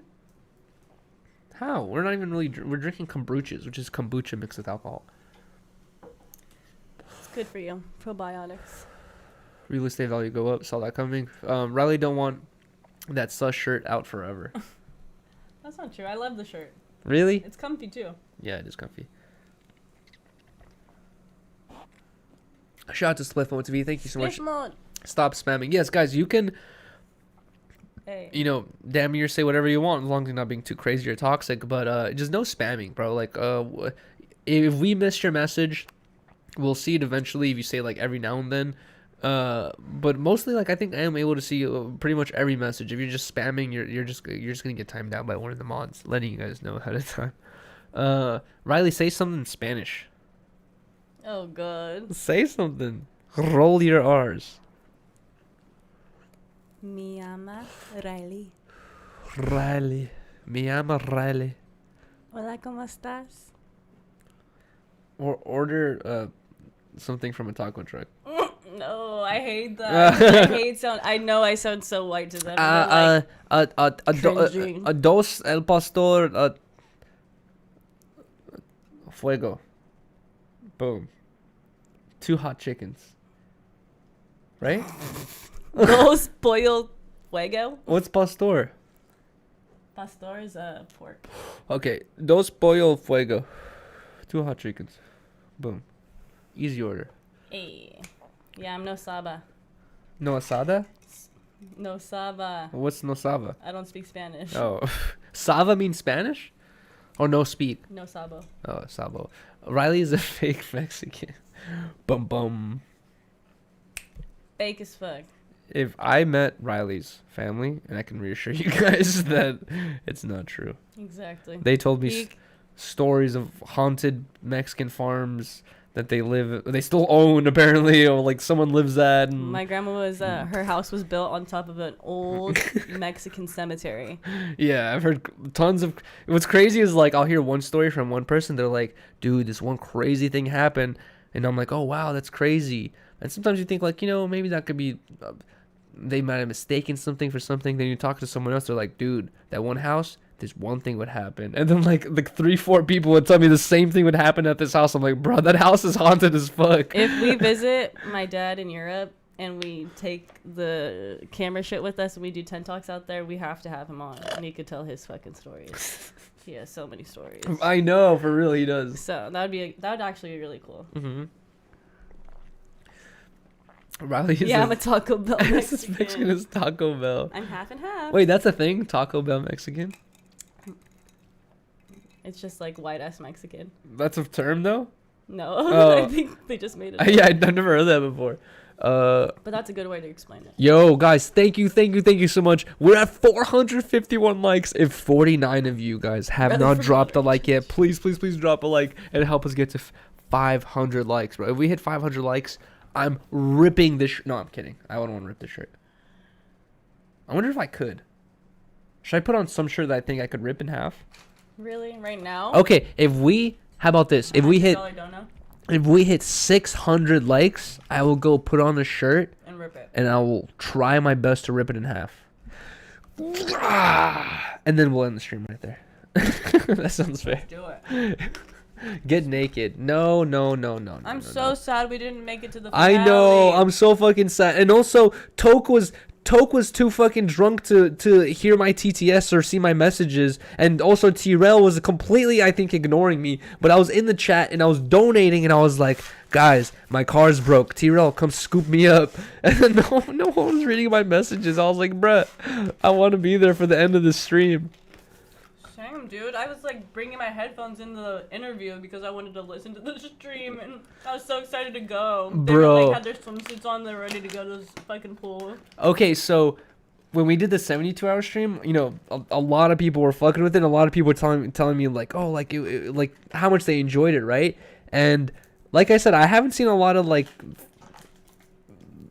content like in that type of. I hate to just keep bringing up the reference, but I haven't seen like content in that type of genre in a while, right? Me myself just watching it and watching Spliff Mode TV do the 24-hour stream was so fun and refreshing because I remember when Ice was doing the prisoner stream that I showed you with Jesse Taylor and stuff. That went on for a week, dude. And so literally like the stream started, right? I'm like watching it the whole day, go to work, during lunch break, turn it on, see something else happening, finish lunch break, go back to work, get off work, go home, turn it back on, see what else is happening, go to bed, wake up in the morning, turn it back on, see what the fuck else. It's so interesting to know that like no matter what time I tune in, you guys are still gonna be live fucking suffering or doing some weird shit or like doing some random shit and I could just tune in at any random. That itself makes it so entertaining, and I completely forgot about that until Spliff Mode did the 24-hour stream where I woke up in the morning, I was brushing my teeth, I was like, what should I watch? Oh, Spliff Mode's still live. Yes. I was like, fuck yeah. What the fuck, are they up? Exactly. They woke up early too because they were up before we were up. It's fucking Toke. He wakes up hella early apparently, which I'm jealous about. I wish I woke up that early. But I was going to say, it's like, yeah, that's the best part of the constant live streaming. That's the best part. That's why we love Love Island, because it's on every single night. It's like constant. Oh, yeah, like update content. of what the... Yeah, you're right. Exactly. What the fuck is happening. Honestly, we have to do, like, a reality house. Here's the problem is, like, I would love to do, like, a reality house live stream, but it's, like...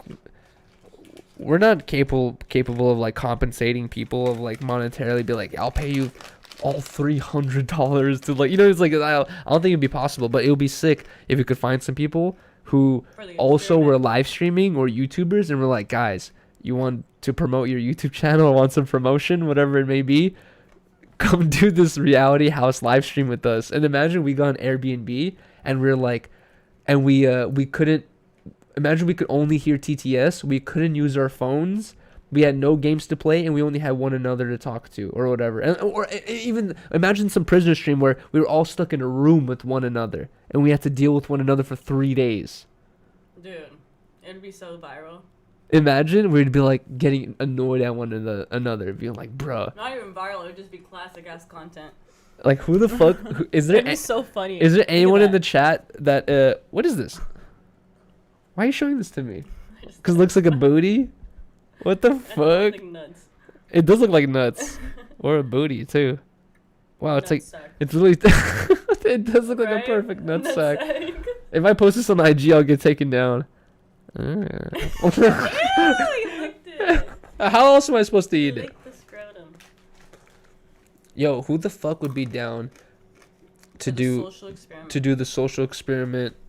Isolation. Isolation fucking Prison. prison stream. Who the hell would be down, dude? 2 minutes in, ayo, get me out. Yo, I know fucking Toke would be down, right?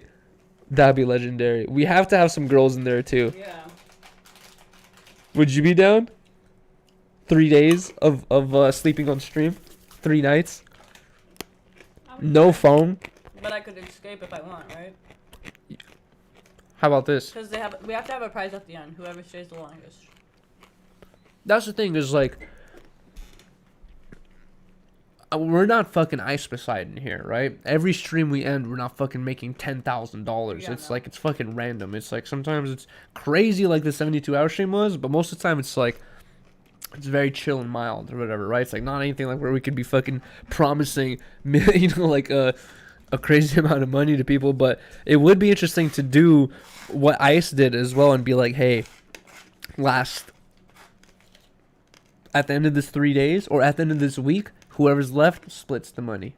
But then also that makes it interesting because it makes you want to piss the other people off so they leave so you can keep all the money. You know what I mean? What if we did that? No, that's we're completely stealing content at that point though. Like, I don't know how. That's a reality show. That's every reality show ever. They're stealing that from another reality show. That's true. He actually did take that from something else. So it's You're right. like- You're right. I don't know, man. It's just a good concept. It's fun to watch. It would be different for a different group of people. Last man standing. Or yeah, stream we doesn't would have to end. make our own twist on it. I think that's how his prisoner stream was like, the stream doesn't end until we have one last person. Doesn't matter if it goes for a month or two. He's like, until we have one last person standing, that's how it ends. They had 2 people, Texas Andy and Scuff Jim Carrey, and they both fucking like made a handshake and they were like, hey, I'm gonna win this competition, and then whatever money I get, I'll give you half if you let me, like, if we fucking both just cut it right now so we can both go home. And then they agreed on that. We should do Survivor style. What's Survivor style? Where like they're in the house the whole time. You're trying to make allies or whatever. At the end of the week, everybody votes for the person they want. Oh my god, yo, that would be even fucking better. That'd be even fucking better. Okay, we're at 506 likes. Thank you guys Let's so much go. for getting us to 506 likes. And like I said, if we get to 600 likes, I'm gonna fucking put a different shirt on. I'm gonna rip it off so you guys can see my hairy nips. I'm kidding, but yes, that would be a good idea. You get to vote one another off. Right? But then imagine, but Everybody's egos would be so. But here's the thing. What if we make it a thing where it's like, in the beginning, first couple days, you think that like, oh, this is a team event. We could win as a team. And then at the end, we're like, Psych. one we have, winner. We have to throw in Some fucking Squid Games. twists. The Squid Game shit. Actually, guys, there can only be one of you. And then also, guys, this person right here didn't have to deal with any of the other 48 hours of bullshit, but we're throwing him in right now, and they might get half the money. Imagine. They have just as much of a chance. That'd be insane. Oh, we'll be so good at this because I watch so much fucking shows like I know, that's what I'm saying. Like, you know some good shit to bring up. Thank you so much, Sloppy Poppy, for this who I said, get Spliffmo TV to 2K. They need 40 more. Oh, let's go. Facts. Spliffmo TV is 40 subscribers away from 2K subscribers. They gained guys so gotta many go subscribers. subscribe right now. They just hit 1K. I know. They're about to hit 2. Bro, See? guys. The power of the 24. Giselle or one of the mods, Humanity, please, guys, if one of the mods, can you guys please leave a link to the Spliffmo TV YouTube channel? If you guys can, please drop us up to them. They are very good friends. They do live streams as well. They just finished doing a 24-hour live stream. And I think they're gonna do like a bunch of other crazy shit as well soon. Thank you so much, DJing Sean, for the $2, I did man. talk to Ali about once Love Island comes back on this summer, doing our own separate podcast. Yes. Doing the recaps. You But should. I feel like you and Toke have to come in there like sometimes too. I'd be down, but I Because feel you like guys it'd are be. gonna both watch it too. But I feel like it'd be refreshing to get like, you know what I mean? I know, but once in a while you guys have to come on I'd be down. and do it with us. Mm-hmm. Because it probably will be like an every nighter. Or maybe just like for the first couple, because honestly, you know, it does take time to build up a podcast, to build up the rapport. You know what I mean? Like, Houseo and Blasey and I are 7. I'm only like 10 episodes into there or whatever, right? But like, they're 17 episodes. We're 17 all together, right? Basically at this point, and we still feel like we're building our fucking rapport with one another, you know. So it takes a while to like build that shit too. Thank you so much. I'm Not Human. That's the link to Split Mode TV. Super close. Split Mode going up. Facts. Harmonious slab battle. Flesh highs give you herpes or flesh lights. Watch along reaction. Fleshlights? They give you AIDS? Support your homies. Facts, Maddie. 500 likes, you liar. No, I had said 600. Bro, we're at 523 right now. We're very close. I had said 600. I said, first I said, I was like 5, no, 6. If you guys rewind it back, I said 6 from the beginning. Okay. What are you doing, babe? I'm gonna drop the spliff mode Oh, link? link. Let's go. Sloppy Poppy got like 20 accounts in the chat. Oh, you really think so? Learnimic. You said 5. I'm gonna keep it a beat. Shut the fuck up. No, I said 6. I for sure said 6, dude. If you don't like the video, I'm going Buharia on y'all. What's Buharia? What'd Giselle say? She also dropped the link, I believe. Shout out to Giselle. Shout out to Riley G in the chat. I was also gonna say Riley Riley's G- birthday is coming up, and I have to plan something, and I didn't realize how fast it was coming up. Bro, my birthday, guys, is... This is what I'm talking about, the time just slipping by our fingers, because it's like less than a month away. My birthday is less than a month away. And I have to plan something really fast. Out of my whole life, I've never looked less forward to a birthday. Why? That's 28's the best number. It's a lot of stuff. I don't know. It's not like, yeah, I'm not really... It's not like, I don't know, it's not the age thing. not even the age thing. It's like, yeah, it's just hard to even get excited for at this point. Yeah. Me and Yuri got the same birthday? Oh, yeah, that's true, right? Me and Yeah. Toke? I completely forgot about That's that. why you guys are so Oh obsessed my, with each shut other. the fuck up. I completely forgot about that. Toke and I do have the same birthday. Scumbags, come to my BD party on May The 14th. fact that you guys Oh, thank you, almost Scumbags. fucking happy birthday, scumbags. On the 14th. On the 14th. The fact that you guys almost made out with each other. Like We 10 did not times. almost make out with each 10 other. times. I like saw it. It no, was very close. I was no. We were sitting there on stream. I look over I at saw. I look over at Toke. I was I see. there. I look over at Toke. I see something hanging like on his Oh, eyelash. yeah. I'm like, what the fuck? I look over like this, and then Toke leans in, puckering his lips. I'm like, yo, what the fuck? And then people are like, you guys kissed each other. No, like Toke leaned in trying to kiss me. When I was like I thought I saw something in his eye, dude. It's fucking weird. That's cap, Riley. Shut your face. I was trying to help the homie out, and I fucking almost got, You know you're in love, so taken advantage of. you guys were looking up the biggest schlong together. You were looking at it too. No. Giggling. You're like, oh, it's so huge. To his knee. You're like, wow, I can't believe it's so big. To his knee? You Riley see? wants your Toke to kiss. You remember. Bro, LMAO. Bro, you know. 2 a.m. in the east. Let's You're go. Shout out to you guys. obsessed. I didn't know. I tried to fucking get something out of your eye, How dude. can you not be? And you leaned in for a kiss. What the hell? Yeah, you're not mad at Paulo for trying to kiss me? That's what I was saying. How can you not be? Me and Allison already accepted the fact. But what if it was some random girl who's like, you're so handsome? Yeah, no. That's why we accepted the fact that it's you together. You're just cool with it? Yeah. Mm. He's your one pass. And you see, this is where you're leading to the fucking, the theories of, what's it called? What are those parties called? Swinger? Swinger How? parties. That's your guy. You guys fucking liking each other. You and Allie slept in the same bed with one another in a What the fuck? off stream with the door closed and the candle lit. Okay. And I heard Bruno Mars There was playing. no candlelit. There was no Bruno. Don't bring our Lord and Savior's name into the mix. Don't try to just fucking gaslight the chat just because you're in love with fucking I'm not gaslighting the chat. All I'm saying is we did the 72-hour stream. Toke and I slept on stream together. Allison and Riley Because slept we're not off gonna- stream together. Bum, Okay, bum. you're just being weird now. I'm kidding. Those are our friends. I'm saying if there's anyone to be suspicious about, it's you guys, not us, because we were fucking on stream. You were fucking on stream? We were on stream. We would never fuck on stream. I'll catch a grenade for you. Thank you, dude. Blasey built like a baby mama. What the fuck? Demon season, Harmonious gang, let's go. I'm gonna leave the door open. I'm gonna leave the door open. Oh, that one song? I'm gonna leave the door open. Dude. Don't get me started Oh, on should we that. talk about that? Riley has been fucking I'm obsessed. hyping up this group and that Because they song are for the the past best like people couple ever. months. Like, I'm not even joking, you guys. There's a, what's that song called?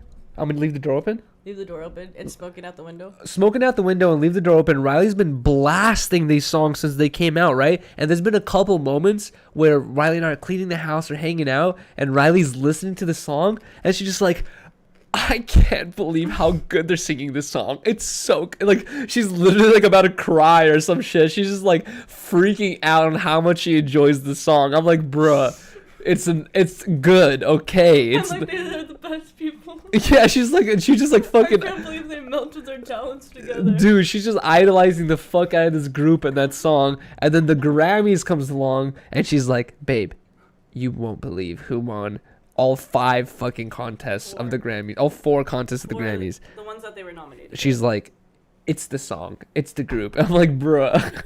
They literally won best record. You've been of the hyping up year. this group so much. No, I was like, oh, I forgot that the fucking Grammys happened. So after I was like, oh, I have to look up who the winners of like best rap artists and stuff. And then I see record of the year, best R&B song, best song. I was like, oh my god, I have to watch their fucking acceptance speech, and it was amazing too. She said she cried to the I acceptance literally cried. speech. I'm gonna leave the door open. All right, I we're was so happy for them. guys. I'm we're 23 minutes into this poll. We have 398 votes. 13% for yes, keep it closed. So apparently we're not gonna keep it closed anymore. It's 44% for reopen forever and 43% for wait till new design. We're gonna give you guys one last minute since we're very very close on percentages. What do you guys think it should be? Wait till we drop a new design to sell more shirts on the website, or reopen the shirt Wow. forever with the design we have right now? What do you guys think? It's 44 and 43. And I'm going to end the poll like at 25 or 26 minutes. We're going to give you like a minute or two to really get your last thoughts in. And then we're going to finish it. But honestly, it looks like it might be reopened forever. Until we drop a new design, maybe. That could be the thing. I'm telling you. And then that shirt gets taken off with the new design, you know? Fuck, what do you guys think? Oh, we're not getting Yuri trying to rip his shirt. Oh, that's true. We're at 530 likes, guys. 70 likes away from me ripping my shirt off. Blasey built like that one. Drunk so Theo. sweet, so tight. I won't bite unless you like. Oh my god. It's the best song ever, you guys. I can't believe it. You just got me in that mood now. I don't like that one song where he's just like, I'm spending all this money and I'm taking care of her kids I and love she's it. treating me like shit It's and so I'm funny. being a simp. Like, it's so It's just so funny. This bitch got Bro, oh, we're at 546 likes. We're, Oh, we're, God, we're, he's about to rip a we're shirt. damn near 50 likes away from me ripping my shirt off. If we hit 600 likes, I'm going to rip my shirt off to end the stream. Before the And I will stream's end the over. stream once we end this joint right here. Because it looks like it's reaching that point. And honestly, I'm very, very hungry. I'm super hungry. Flacco type beat. You get those leather pants, Yuri? No, dude. I haven't got verified on Instagram yet. Okay, so it looks like we're 25 minutes into the poll. Looks like everyone's voting for reopen forever. So Let's do it. I will reopen the website and re-add the thing. And we're gonna add a new design this summer. That's my goal. When I want to at least. We have to do one. When does summer start? June. All right. But maybe like July, we can drop. Okay, so I'm in the poll right now. We're 26 minutes in. It's reopened forever. We gotta do something. Blasey was right. We're reopening the website, and the shirt will be available to everyone for forever. So there we go. Yuri Kripmak collab in the alley. Good idea. I'm not sure. Yuri Hogan. Okay, we're at 575 likes. We're officially 25 likes away from me ripping my shirt off. At this point, I feel like I should go grab the shirt. Yeah, you might as well. 25 more likes, and I'm gonna rip my fucking shirt off. I've never ripped a shirt off. At least not to my memory. What is going on outside? Is it raining? I don't know. You hear that? Yesterday they were having a Bay Area party. A Bay Area function outside. Playing Panoramic by D-Mac.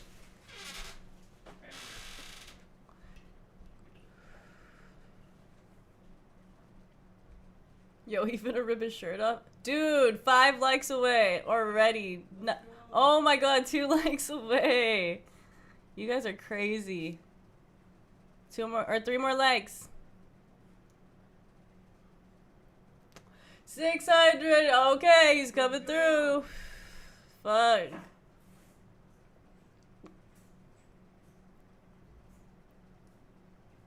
Thank you, Ali.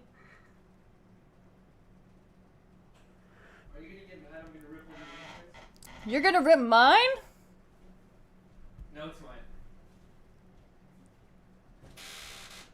Oh, that's a nice one. But if you don't care.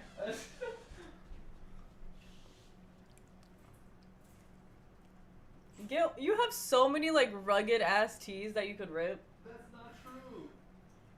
Okay, you know what? I'm sorry to this company, but I'm gonna do it. Oh god. I love you too, Ali. Imagine it's my ass pizza tee. Really? The company that got mad at us. Yeah. Oh my. They didn't get mad at us. They were really sweet. All right. I don't know where my hat is. Also, my hair is fucking blue now, guys. Towards the end. That's the fucking random announcement. Thank you guys so much for getting us to 600 likes. All right, here we go. Let me rip this joint. Have you ever ripped the shirt off? You've ripped your shirt off. No, I haven't. Really? I'm kidding. I'm kidding. That's what you get. That's what you I just hit my. I'm trying to help for trying to help you. Shit. I just try to help you. You're being a dick in the process. I just slammed my fucking head against Riley's fucking armrest. Uh-huh. Jeez. Thank you, girl. Really, girl? She's always gonna have my back now. Your chair's not a girl. Yeah, she is. You wanted to be a guy? All right, here we go. Thank you guys so much for the 600 likes. Thank you guys so much for getting us here. I'm gonna try right here. I'm fucking. I'm not a strong person. Oh. Good shirts, guys. They're durable. Yeah, these are really durable shirts. Oh god, do we have scissors? Wait, hold on. Let me try to light my shirt on fire. Really? Stop, babe. What? I'm just weakening a little bit. Really? Lord. I'm causing a little weak point. Oh, it's on fire. And my hair's in there. Or your hair.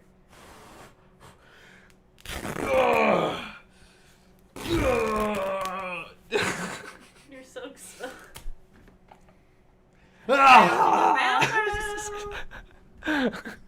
Technique is wrong. How the fuck else am I supposed to cut it? It's kind of like a A baseball tee? yeah, like a baseball tee. No, I Cartridge. could put some buns on it.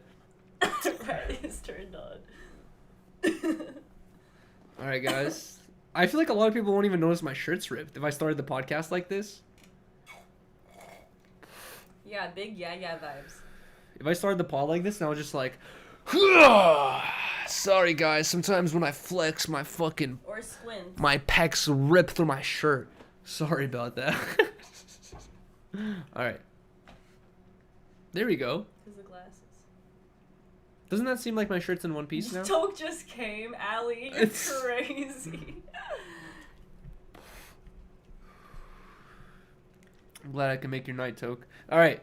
guys, it's freaking 11, 12 We gotta p.m. right eat. now. We have to eat dinner, and then we're gonna do shit fucking tomorrow. But anyways, guys, please, if you haven't already, drop a like, drop a comment. Not in the comments in the chat, but please drop a comment in the comment section. Say jelly beans, and also subscribe if you guys aren't subscribed already. Thank you guys so much for pulling up for this episode. This was a good one. It was a great one. Let's go. Thank you guys so much.